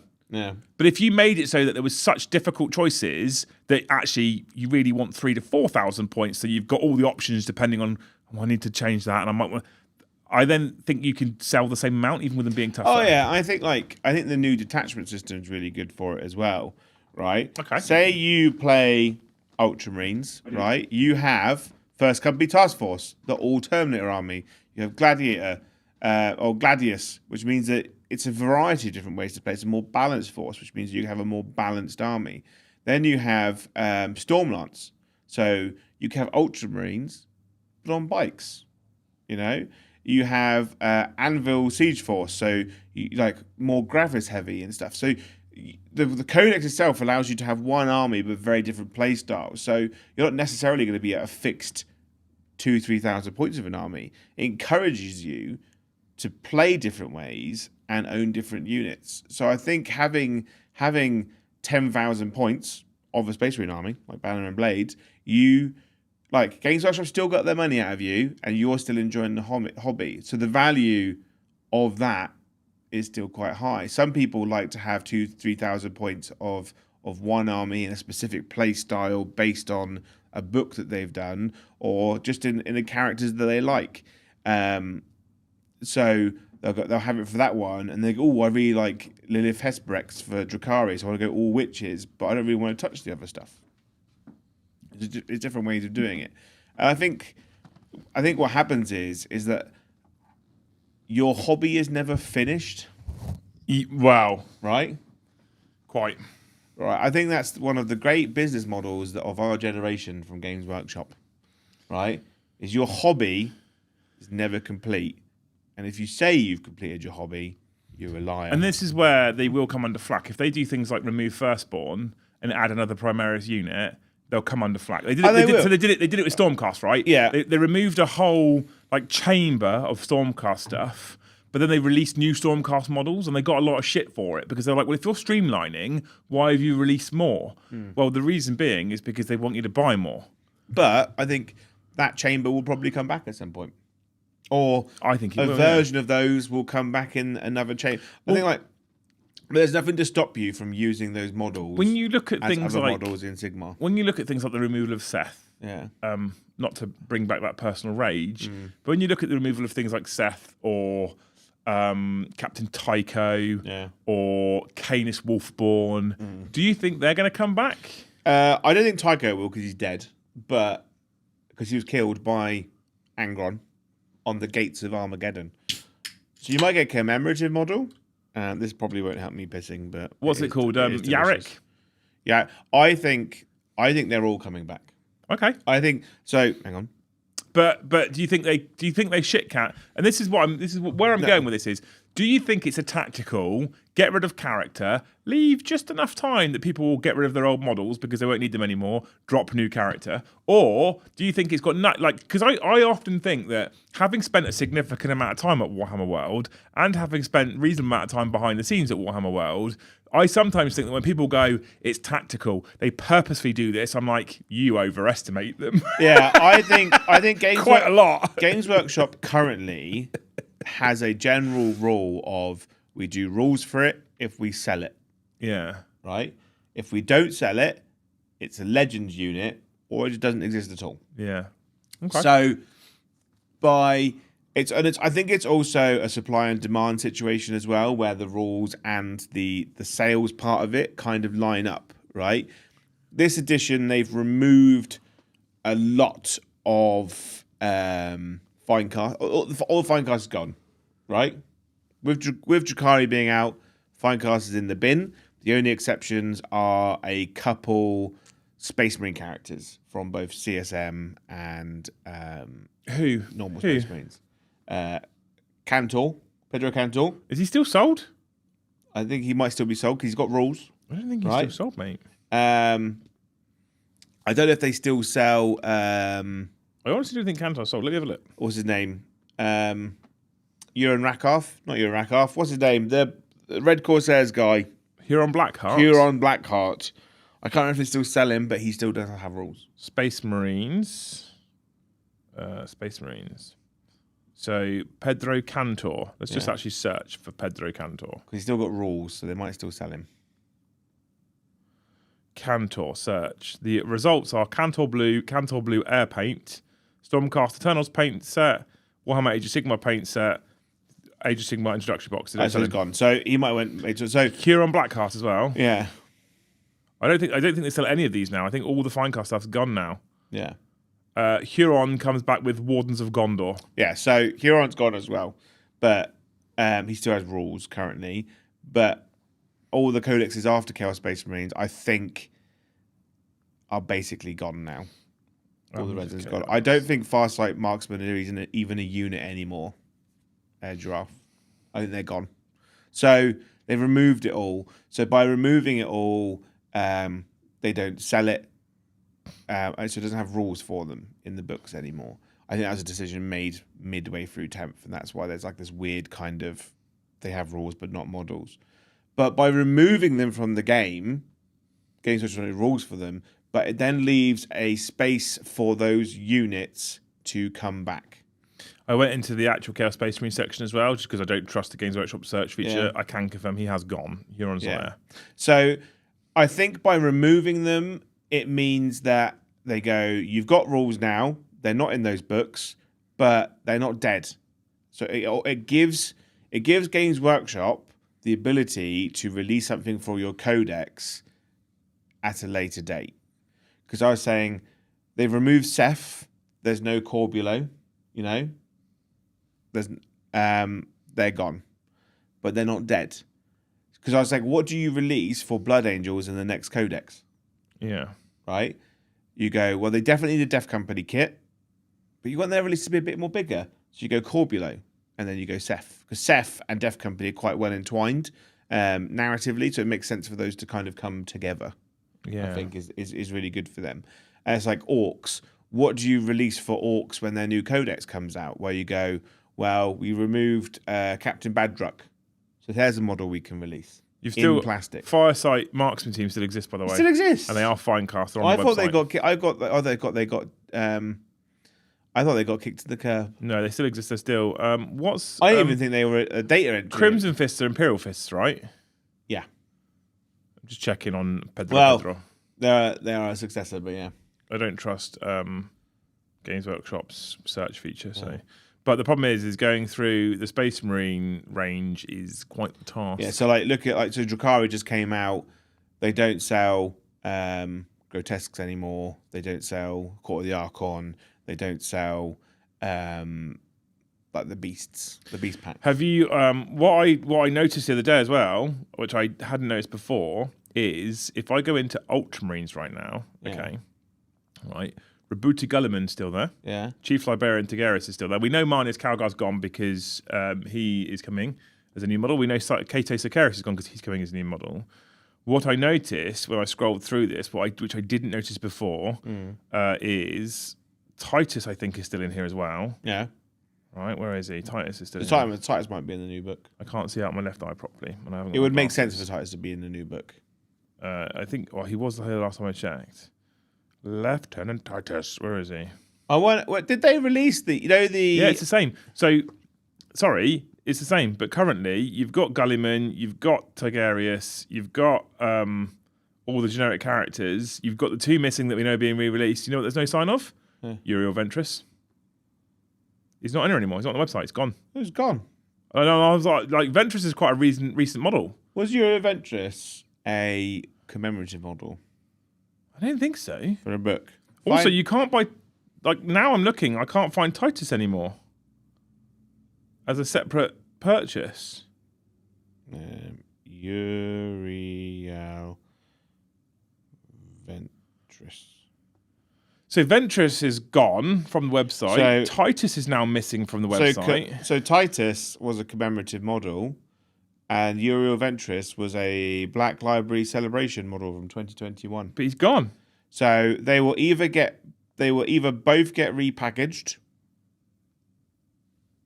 or as a general release, or they're just getting removed. They're getting removed because they weren't a. Neither were a general sale kind of kit. They were both limited edition runs. What I'd like to see is what's interesting is the Captain Messinius. Oh, he was a Black Library model. If you've got Captain Messinius, can you let me know? Because I want one. But he wasn't a commemorative model or a Black Library one. He was just a general sale model. He was packaged as a general sale model. But this is it's weird, isn't it? Because so this is where I think we're seeing, and we've seen it with Spaceballs, we've seen it with Blood Angels, we're starting to see them do some streamlining. And it's subtle. The only thing that gets me about it was I stumbled across the fact there was no Ventress on the website. Yeah. And I'm like, communicate. I've got Ventress at home. Communicate, people. I've got Ventress built, ready to paint. Yeah. And I will happily just use him as a generic Ultramarine I think captain. as a generic captain, he's fine. Yeah. Right, anyway, thank you TJ for that. I think there's an argument to say that there is still ways of making money, even if you're selling. If you're using less for 2,000 points, there's still a way of making money. Yeah, because they'll go. Have you seen Age of Sigmar? Have you seen these models? They're really cool. Boo Earns, thank you for the $10. If all of Joe's fixes boil down to we should do it like Sigmar, why do we even need 40k rules? But that's not his fixes. I think he said comparing 40k's list building to Age of Sigmar's list building, Age of Sigmar does a better way of being able to restrict number of epic characters and heroes. Yeah. And if you look at the way that Horus Heresy is currently as well, detachments and units are locked behind characters. I'm not saying do it like the regiment system from Age of Sigmar. I'm saying that they are using similar styles in other game systems. And if you want to have all of the Space Marines characters segregated into all the different data sheets, have the armies more streamlined. I think ultimately the answer comes down to at the list building stage there needs to be more restrictions and benefits rather than you can have everything you want all the time. Yeah, I think I love the idea of of making a choice. And it exists in other game systems as well. Things like Magic, you have to pick whether you want to be a black, white, red combo or whatever it might be, right? And then you build off of that, and you have benefits from that because it does certain things, and you have negatives of that because of things you don't have access to. And I like the idea of something similar to that. But, I don't want the simple negative to be, I can't have it in my list, so I can't have that thing. It needs to get boiled down to like the base level of detachments. I think they're much better now. I think since the start of the edition, detachments have really kind of gone through a transition of learning and how they write them to the point where I think now they're better than they were. And I think if they continue to do the detachment system in 11th edition, they need to boil it down. So if you look at the Tyranids, when they first came out, I thought they're onto a real winner, right?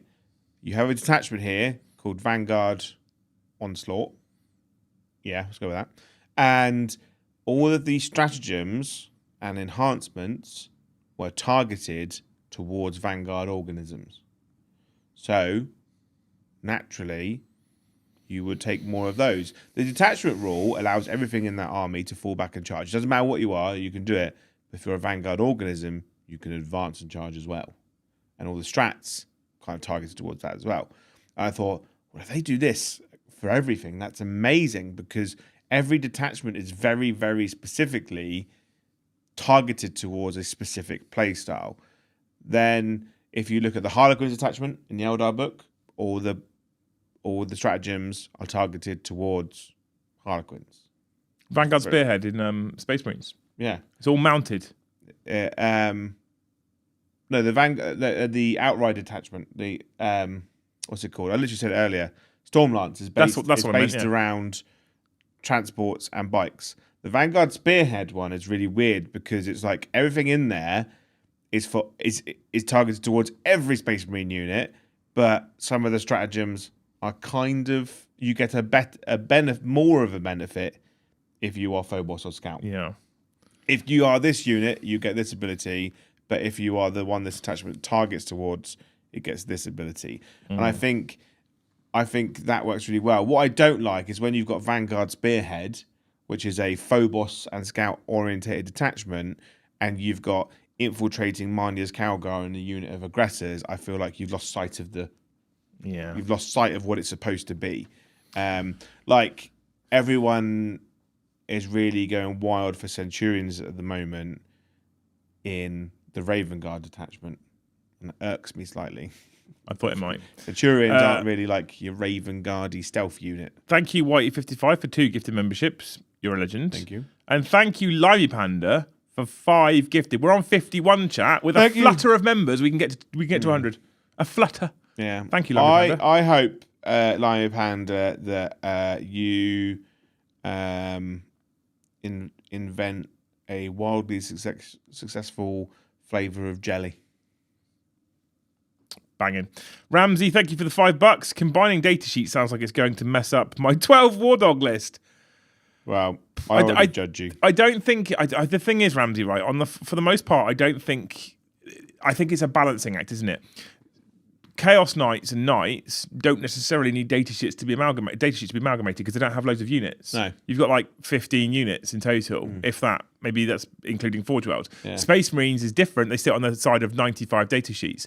I think the armies of no datasheets need a few more. Yeah. The armies of too many need to be brought back in. And then there's probably a window of somewhere between 25 to 60 where there's a sweet spot. And I've thrown numbers out there now, right? So please don't... You've got to think, right, like... Generic Space Marines have more character options than you do army options in Chaos Knights. And that's the same for most armies in the game. Yeah. Right? And then, like, I think like Space Marines have more army selections for the entire Eldar range. And that is Harlequins, Drakari, and Craftworld. John's doing his part right now, Jay. He's doing his part. Yeah, thank you for 20 gifted memberships from John. Thank you, and, because it's the same person, thank you for a further 10 gifted memberships from Legends Gaming.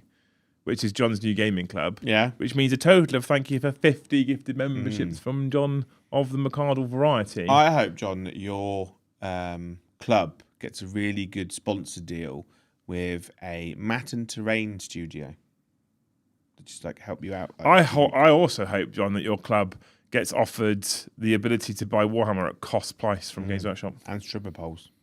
Yeah, why not? That puts us on 81. We're now only 19 away, so now we really only do need a flutter of memberships to get us over the line. Thank you, John. You're an absolute fucking legend, and I miss your face. Thank you, Elecman, for the $5. If we're talking mechanics, stop trying to balance around divergent chapters. The Monogod Chaos Legions don't get Dark Packs, the Dark Angels don't get Oath. I am 100% behind this, by the way. I don't want, like, if my Ultramarines who come from generic Space Marine Codex have Oath of Moment as their army rule, I don't want my Space Wolves to have the same army rule. I want them to have a different rule. I am 100% behind this, like, without doubt. Yeah. 100%. I'm looking to do Black Templars as my primary Space Marine army, just because they're just different and they play better than normal Space Marines in my eyes, and they don't have Oath. You know, they could take the normal Space Marine detachment and stuff, but like their generic characters are better than the name characters. You said this is what you want. I'm taking generic marshals over the name characters because they're just That's more cool. efficient. Yeah, I want reasons to take more battle leaders over, but this is where now I'm going to contradict myself, and I'm conscious that I'm going to contradict myself. But Space Wolves is one of those where Space Wolves are probably my favourite Space Marine chapter ever. I'm really liking Ultramarines at the moment. Space Wolves probably will remain my favourite because I just prefer the vibe. Where have all the Wolf Lords gone? The song in itself, isn't it? But right, where have all the Wolf Lords Where gone? have all the Wolf Lords gone? Right, every fucking great company is led by a Wolf Lord, and they've got rid of them all. And I was like, you know what? Losing people like Canis and stuff like that, I'm okay with it. And Harold Deathwolf, in my view, I'm okay with losing those. You're happy with losing all the Wolf Lords? No, but I'm okay with losing name Wolf Lords if you'd given me a generic Wolf Lord that I could build myself. And now I can't. I just have a Wolfguard battle leader. So in the old rules, a Wolf Lord was your captain, and your Wolfguard battle leader was your lieutenant, right? And now we just have Wolfguard battle leaders. Is they've gone, you've got a Terminator captain who is named, right? Or interestingly, you don't have a generic Terminator captain. Right. So at the moment, you can take 3 units of Wolfguard Terminators. Only two of them can be led. Yeah. So they need to have a generic Terminator captain or Wolf Lord, right? You've got on-foot Wolf Lord and a named on-foot Wolf Lord, right? Who's my on-foot Wolf Lord? You're Ragnar Blackmane. He's the named one. Yeah. And then you've got the Wolfguard battle leader. Who's the lieutenant, strictly? Yeah, but same thing, isn't he? No! Same thing. Give me a Wolf Lord whereby for 20 points... right, they've gone, here's all your stuff, right? We need to hold some stuff back to give to you in the next Space Wolf release in 11th edition. Which I'm actually happy if they do that. Yeah. But but there's 2 things. Firstly, I'm happy if they do that because I would like for me personally, I'm an advocate for, and I know this is always met with 50-50 near enough. I'm an advocate for Space Wolves, Templars, Dark Angels, Blood Angels, just having their own book Assault Intercessors in Blood Angels are fucking insanely good, but in Templars are kind of meh. So I feel like but they have 1 points value because they sit in the Space Marine Codex. But they perhaps should be worth more points values in the Blood Angels Codex because of Liberator and how good Liberator makes them. Templars should have intercessors. Quite right. So I personally think that we should go down the Divergent Chaos God route, right? And I feel like we should do the same for Space Marines. And if that was happening, I'd be happy. That's point 1. But point 2. If it is a case of we are reworking everything, we've removed a load, we're going to start adding more things in, you will get more stuff. They won't ever do this, and there'll be business reasons as to why they won't ever do this, but please, just fucking communicate with us. Because Warhammer players love Warhammer. When you tell us, by the way, more's going to come, people are going to be less upset about what they've lost. They'll be more excited about what's coming, for the most part. People will whinge. People will whinge. It's a hard one, right? Because I think Games Workshop hold a lot of stuff close to their chest because they don't want people stealing the ideas, potentially. Of course, right? Or like, say, for instance, Games Workshop designs a Wolf Lord in Terminator armor, right? and you know, Games Workshop, you're getting it. It's not coming out until the next codex, right? So what happens is people make their own. Yeah, but people do that anyway. But what happens is most people go, well, I made my own, so I don't need to buy the new one. So let's talk about World Eaters.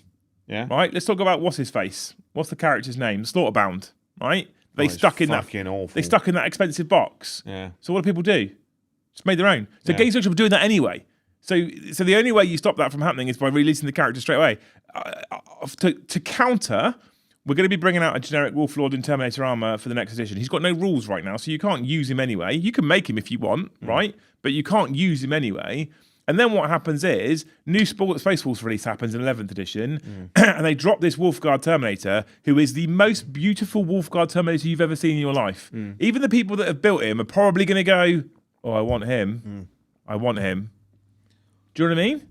I don't know. Yeah, I think there's ways of going about it. I think like Games Workshop are scared of it happening, but they're also scared of like the 3D print market because the if 3D they go, printer go burr people. Like, I made my own shitty version. If they go, we're going to release the Slaughterbound, which is a man who's been fucking bummed by 8 bloodthirsters, and he's just got bloodthirster cum dripping out of him, so he's just such a bloodthirster. And then they drop the model, and you go, the fuck is that?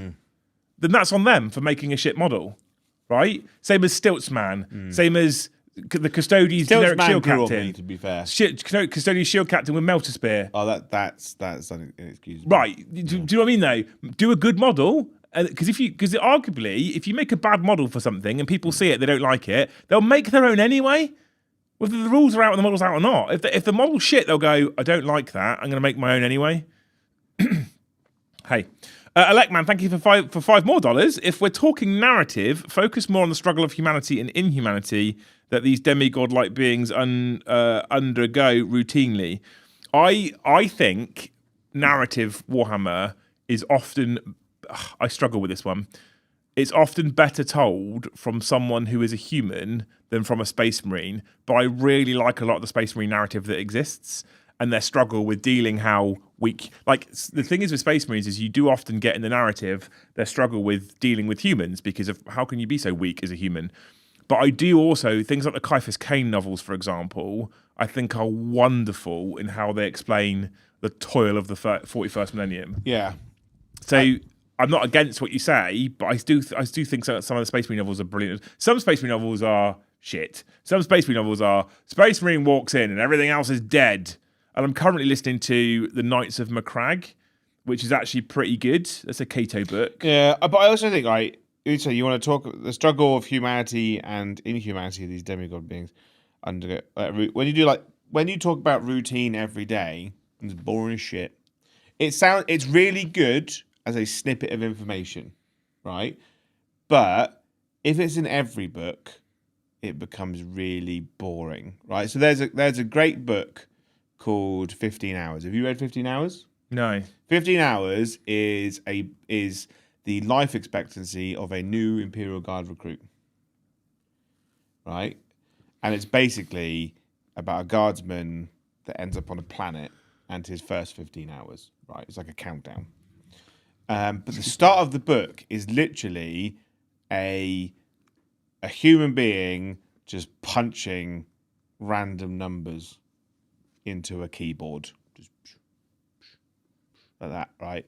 And he realizes he's made a mistake, and he goes, fuck it, no one will notice. Boom, boom, boom, and that basically the premise of that random like string of numbers being put in slightly incorrectly means that a random guard dropship goes to the wrong planet in the wrong sector and lands in the middle of no man's land and kicks the book off, right? And if that's like the daily routine stuff of 99% of the Imperium, it's a bit tedious, isn't it? Just Colin types in numbers today. I think what makes Space Marine books good is they represent the 0.00001% the interesting of shit the that's cool going stuff on. That's going on. Yeah. Because the rest of the universe is boring.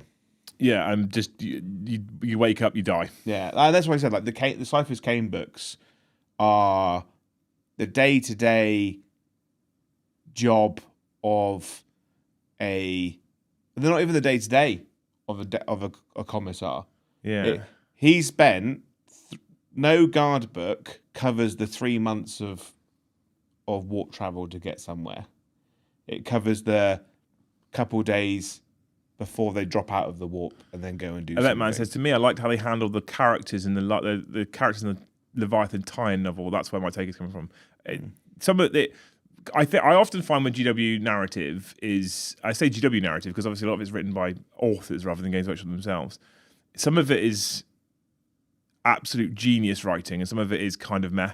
And you don't really know until you're halfway through the novel often. And I have a bunch of half-read and half-listened to audiobooks, and I've got a bunch that are finished. And normally I think one of them keeps me on the edge of my seat and keeps me interested and has a good balance between every day something exciting happens.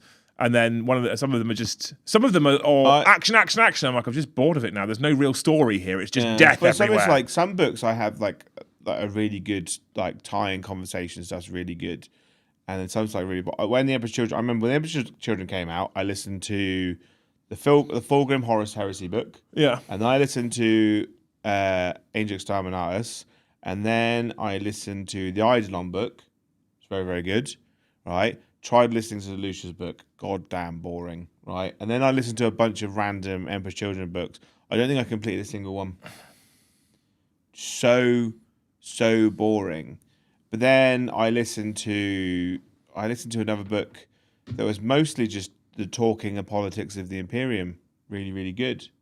And it's just like all action is good, but it can get boring. Yeah, but this is what I'm saying. It's the balance. I do like that flick back to what's actually going on in the Imperium and what the humans. I like a snapshot into what the universe looks like.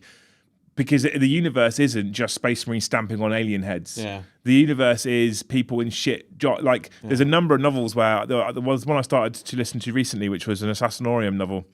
It talks about how the message goes through and gets handed up to people that make the decision as to whether to dispatch operatives or not.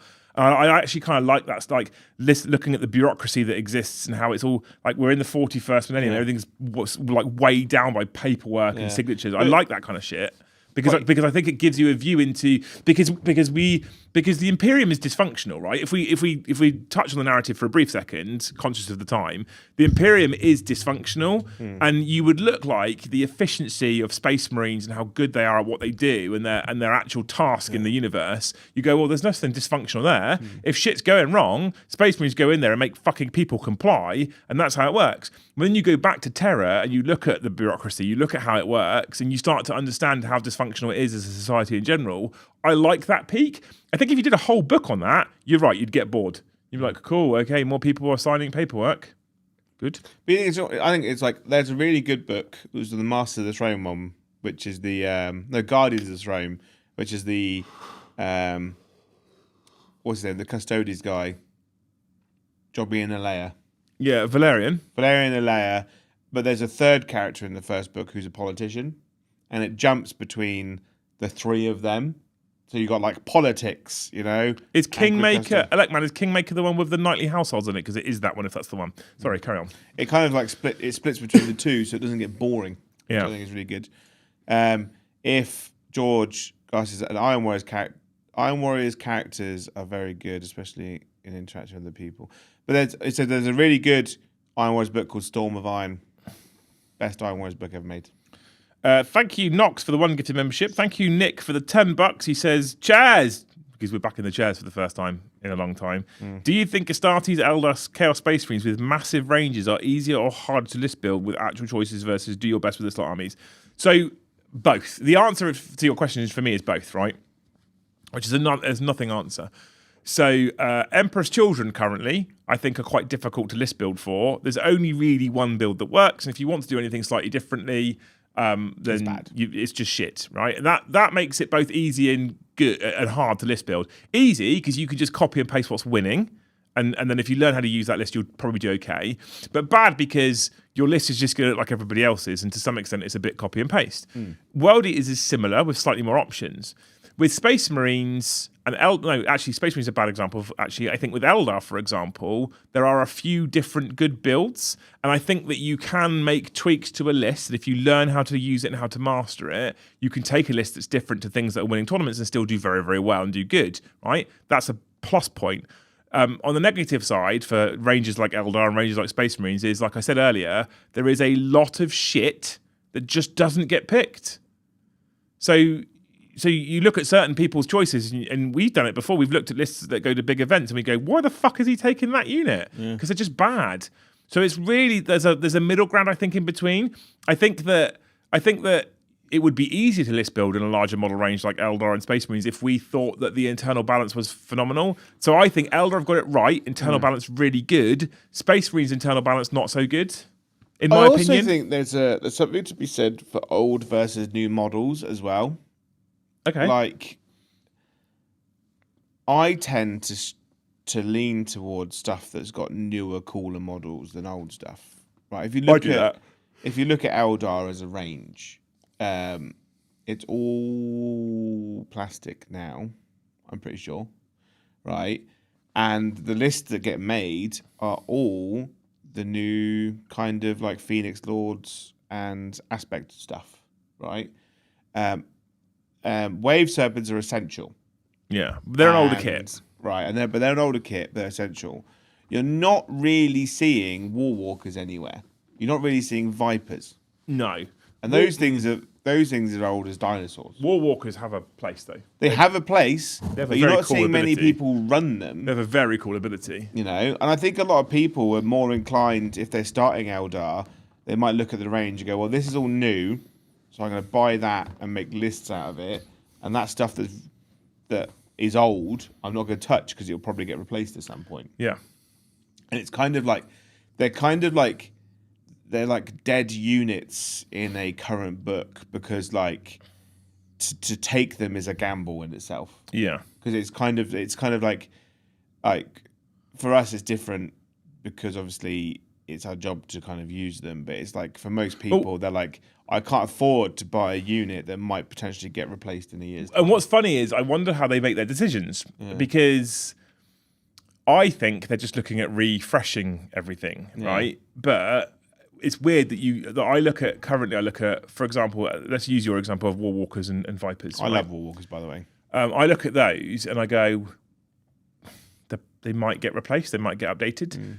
And so I'm a person who will make most of my army selection decisions on looking at a Venn diagram of good, looks cool, and modern kit. Well, and if it fits in that gap in the middle, it normally goes in my list. So if the unit's good, so Centurions currently apparently really good, right? Models fucking horseshit. So I refuse to buy them, and I will never ever own Centurions because I think they're awful. So they never go in my list, right? So. And I also look at things like War Walkers and Vipers, and if I didn't own them already, because we've got a bunch out there, but if I didn't own them already, I'd go, do I want to buy them?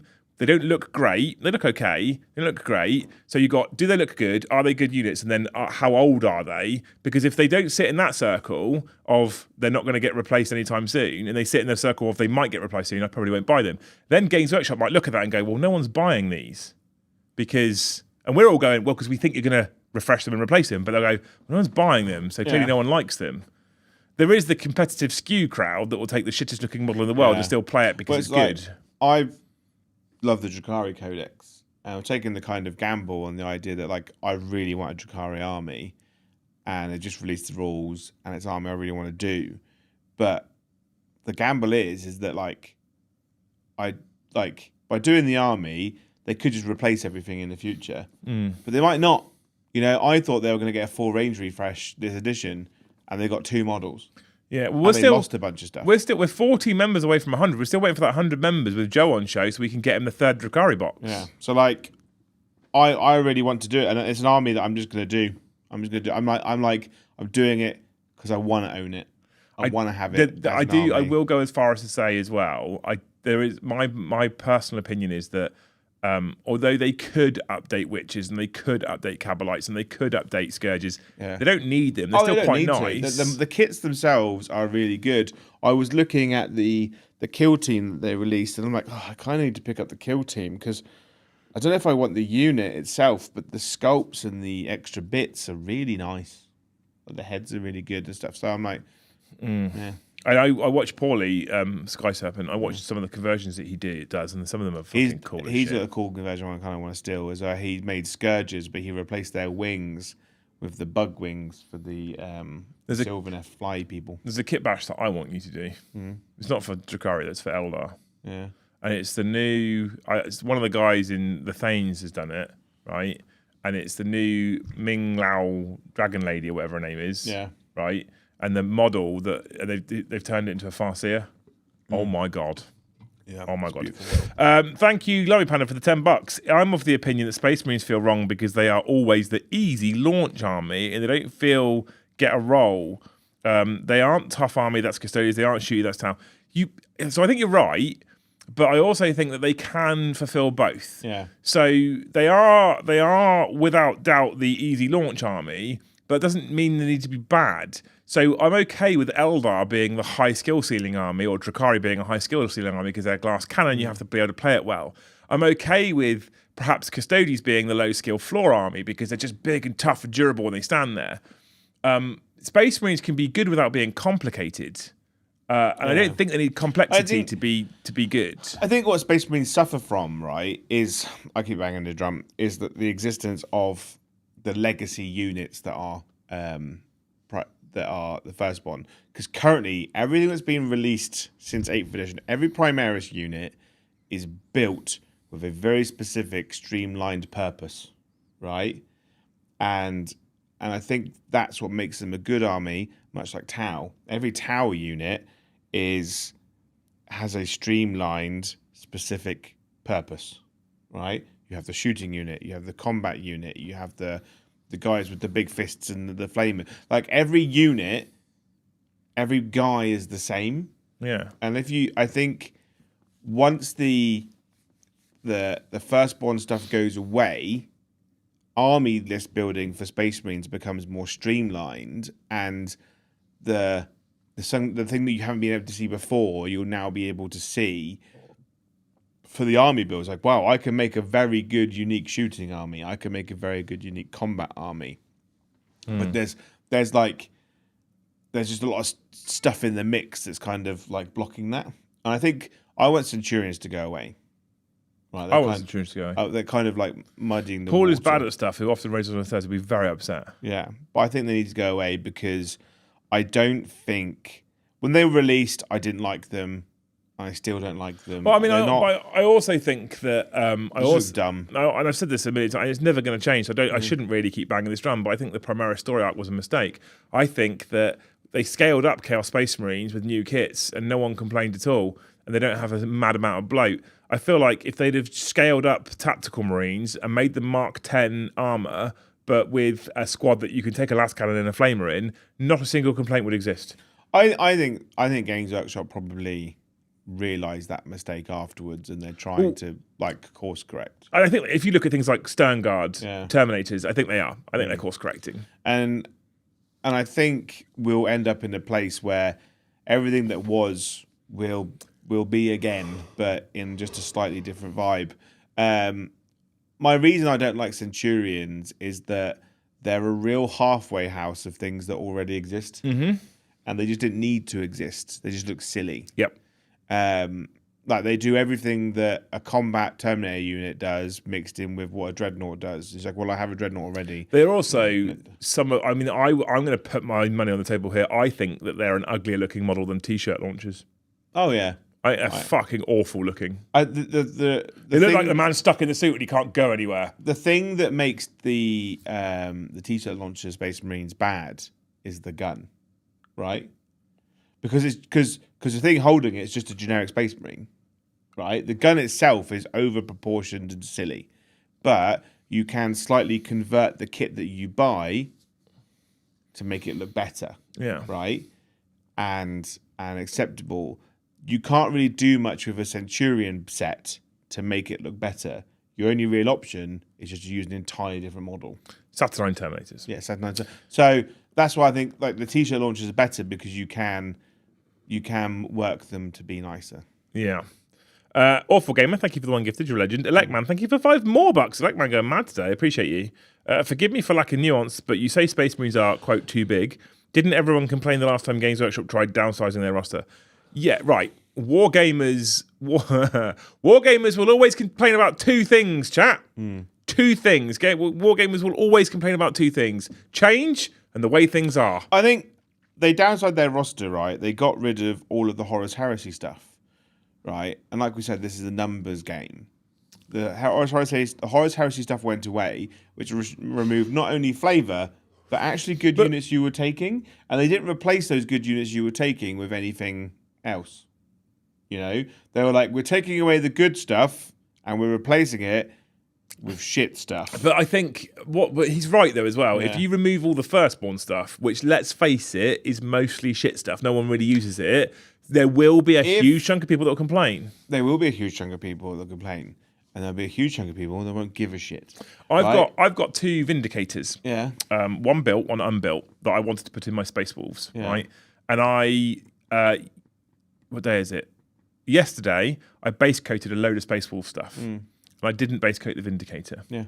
Because I'm like, so now we're into the War Walker sphere. We're into that Venn diagram, and I'm thinking, are Vindicators going to survive 11th edition? I don't know. Neither do I. But I think smart people who have common sense will probably see the way things are going and probably make the correct choice. I think people that buy without any real level of thought, to say that they deserve it is mean. But I'm like, but like, you can see the way the tide is turning, and you're buying frivolously against the way that it's quite clearly going. I think anyone, like, let's be honest, like half the people, potentially even more than half the people that play 40k now, realistically, started after 8th edition, right? I think Tom started in 9th, Paddy started in 8th. Yep. Right? It's only me and you, the old dinosaurs. Yeah, like there's not many, obviously a lot of people that watch us are older people as well, but there's so many people that probably don't even own firstborn models. So when the firstborn models go away, they're like, doesn't really affect me. Bron properly started in 8th. He was playing beforehand, but he wasn't. Yeah. Because he, if you look at the majority of his army, it's Primaris. He's got some old firstborn stuff, and then that's models that he'd bought years ago when he didn't really play that he just repainted. I think for a lot of people, if firstborn goes away, I think most people won't care because they're like, they either don't own something or it's a very small part of their collection that they've ultimately only bought because it's got good rules. Jay. Would you be okay with the whole of firstborn going away? I think I would be sad to see it go, but I think it would be for the betterment. That includes Land Raiders. If I'd be fine with it. Really? Yeah. Right, because the Land Raider is about the only unit that I think I'd be sad about. I would be heartbroken. But let's be realistic, right? If the Land Raider Redeemer wasn't as good as it is, I probably wouldn't own generic Space Marine Land Raiders. I love Land Raiders. Right, because if I wasn't on the channel, I probably wouldn't own one because they're really fucking expensive, right? And in the game itself, Land Raiders are not a good unit. Right, the armies that have access to them, Custodes will do anything to not take a Land Raider, right? Chaos Space Marines, it's an okay, but it's not a good unit, right? Rhinos are their only other transport option, and they're just better. Chaos Space Marine players aren't really taking Chaos Terminators because they're not a good unit, right? Emperor's Children, the only thing, like you're taking Rhinos. You're not taking a Land Raider because it has no benefit. World Eaters. Oh, you same basically thing. never see them. You never see them. The Land Raider Redeemer is the only reason why the Land Raider still exists in 40k. It's only because it's the only one that people are buying. Yeah. And that makes me sad because the Land Raider is a victim of shit rules. Yeah. It's not a victim of the model itself because the model is great and the model has been around the entire time. I've been playing the game longer than the current Land Raider sculpt, right? Because obviously I started when the old version was about. I think I would be sad to see it go, but the thing is, though, ultimately the Land Raider still exists. The shame of it, Horus Heresy, if they make the Scouring a game, the Land Raider will still exist there, and I'll still have that nostalgia. The shame of it is as well is that the Repulsor was supposed to be the Primaris Land Raider equivalent, and it's also just a bit shit. The thing about the Repulsor is that I only own them now out of necessity. I do not own them because I want them. I own them because the Repulsor Executioner is a great unit in Black Templars. I think it's a cool model. I like the model. Yeah, I do. I think it's cool. It's grown on me over time. I think Space Marine 2 has a lot to answer for on that, but I'm sure in Dawn of War it will be great. Yeah. But the generic Land Raider to me is my favorite tank in all of Warhammer. It is not a good tank, rules-wise. Thank you, Commodore6342, for the $10. He says, epic heroes should be multi-model units like Calgar, but they can't attach to other units. They give the whole army a buff, then generic characters lead regular units and give abilities. GL with H House. Good luck with Hobby House. Oh, that's cool. I kind of like that, though. I kind of like that if you buy Calgar, you get the Honor Guard unit, and if you buy, I don't know, Ragnar, you get Head Takers, and if you buy Azrael, you get Inner Circle Companions. They come as a singular unit. They're not separate characters. You can't just join. I like the concept. I don't know whether I would like to see it. I'd have to really think about it in depth. But it's a cool idea. Yeah. It's a cool idea that you can join generic characters to other units, but you get character and unit as a singular thing. I'm okay with that one. I don't hate it. But Drake Cole says, if Firstborn go away, will Chaos lose their basic Marine over time? No. Because the Chaos Legions are born out of the Horus Heresy. Although, I think the other thing I will say is if they do get rid of generic Firstborn, I would like them to at least see them do, well, actually, here is the Chaos Predators. Right? They look more actual Chaos now because we don't need to sell the generic kit anymore to loyalists. I think you'll probably get like a weird mishmash version of because the Predators that Chaos have are passovers from both the Horus Heresy era and obviously the timeline up until the Cicatrix Maledictum, right? So if the Imperium's, and so they're ones they've stolen from the Imperium. So if the Imperium's not producing them anymore, they have to find a way to replace them. That's why the Venom Crawler exists. Because the Venom Crawler is a production of the fact that they don't have the resources to recreate the Predator anymore. So they have created a demon-infused spider tank with autocannons. Yeah. So they'll just get something else, and I'm kind of fine with that. I just think I want to see another version of the Venom Crawler that has flamers. Yeah, because that's what it was first shown off as. Commodore, I think about it. The more I think about it, I like epic heroes with the specific specialist units. I love it. I think it's great. GW won't do it because what you can currently do as a Space Wolves fan is you can buy 18 head takers. Yeah. And if you said actually you only get head takers with say Ragnar, then you get to sell 6. So they won't do it. But I kind of like the concept. I think. Thank you for the $10, though, man. You're a hero. It's a good idea, but. We are still 14, 1-4. Another wee. We're 14 members away, just 14 members away from hitting our target. I can forgive Joe going for a wee as we enter into we're getting into the third hour, or we're in the third hour. Hold on.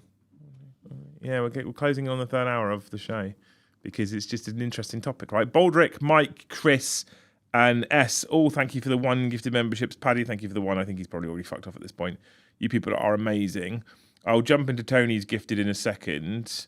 And and I'll jump into Awful Gamers Gifted in a second because you need a Joe Hope, right? It's not the same if I do it. Electman, thank you for the $2. He says, nah, kit bash Interceptor guns on the aggressor's fists. See, I have no doubt that people with skill with a scalpel and glue could probably do that. I have always held my hands up, even with what he was saying earlier. I'm too lazy for that. If I can take an arm off of a torso that's got a flat piece, glue an arm on and it looks and fits right, I'll kit bash. I have no problems with buying. I thought about this the other day, about blade guard arms on jump intercessor bodies for Vanguard vets. I thought about that the other day. That could be really cool. I don't mind buying extra kits to do that necessarily. That's fine. I'm okay with that. But when it's actually chopping in, I don't. But I like. I'm sure it will look cool. It's just not. I had a thought. As we stood there. Is that the other reason why Games Workshop's going to get rid of all the firstborn is because they want you to buy new stuff. Of course they do. Right. If you only play Space Wolves, you already have 3 Vindicators. You have 3 Predators, probably 6 Predators, 3 of each. You probably have your Storm Speeders and stuff.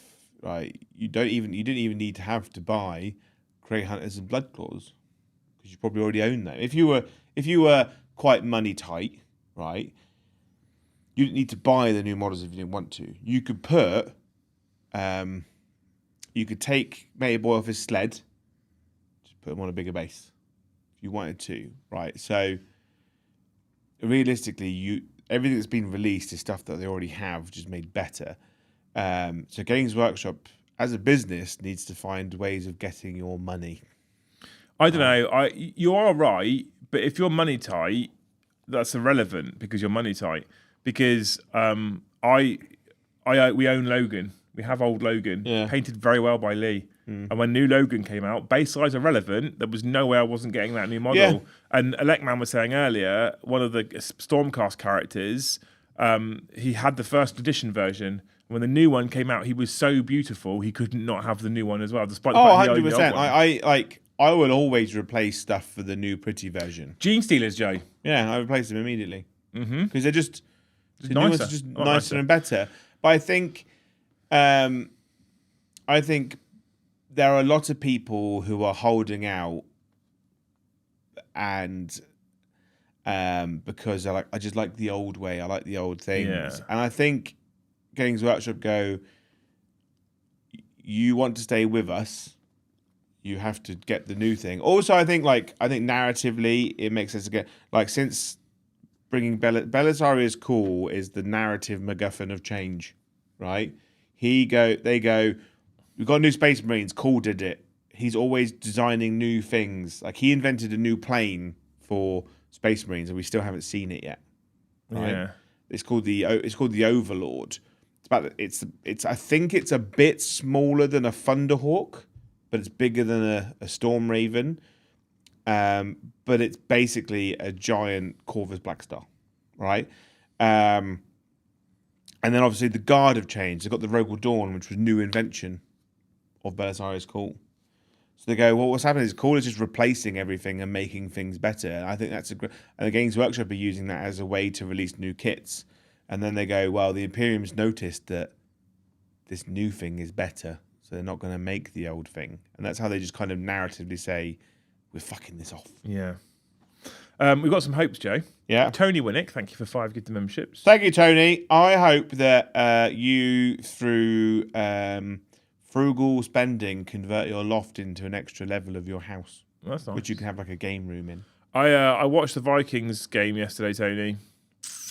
Sad face.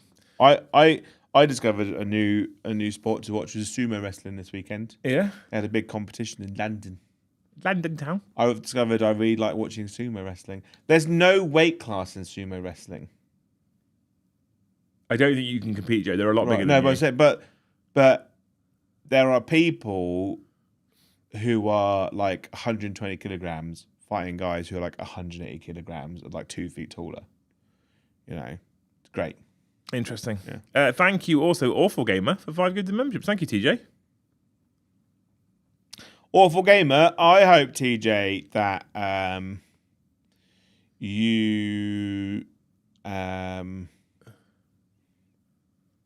acquire acquire land with lots of trees on it, and you're going to build a hut on it that live in. Amazing.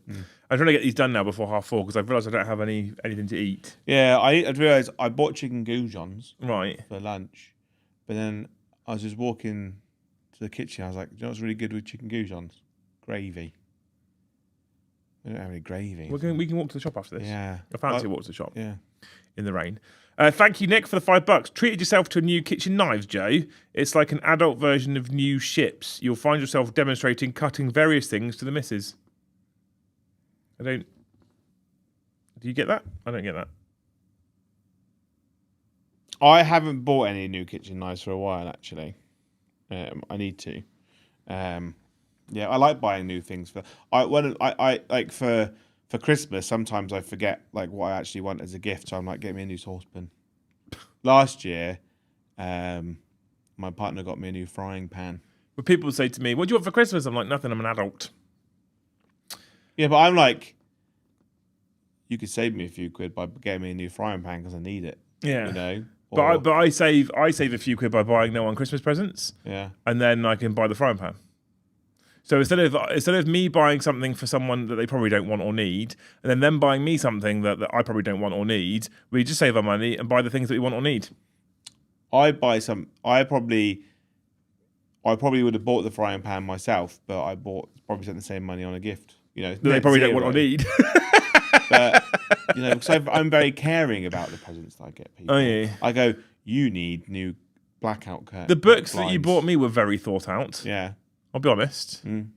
So I won't be buying you any more again because you hate gifts. Apparently, I do. Yeah. Do you know the books that you got me were fucking perfect? And actually, I was. This sounds awful, but it's not a slight on you. I was quite surprised, not because of you, but because historically, people buy me shit. I'm like, what the fuck? I don't.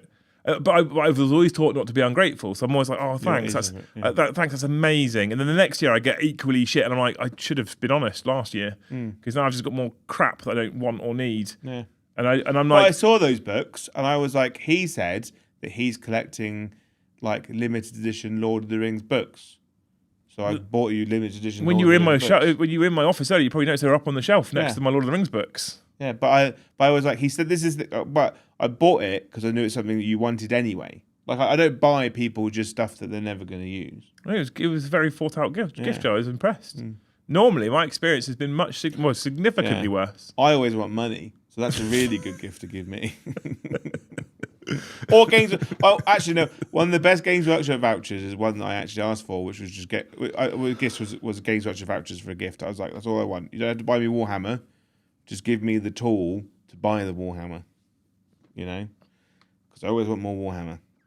The weird thing is I bought myself a Valkyrie last Christmas with said money, and it's still in its box. Because I wanted one, right?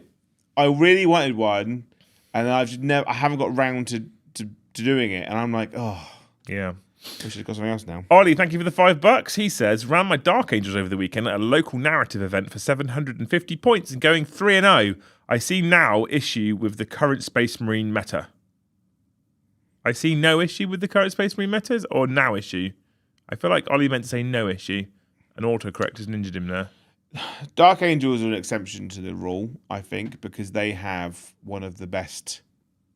I'd argue they have the two best Space Marine units in the game, which is the Lion and Deathwing Knights. Yeah.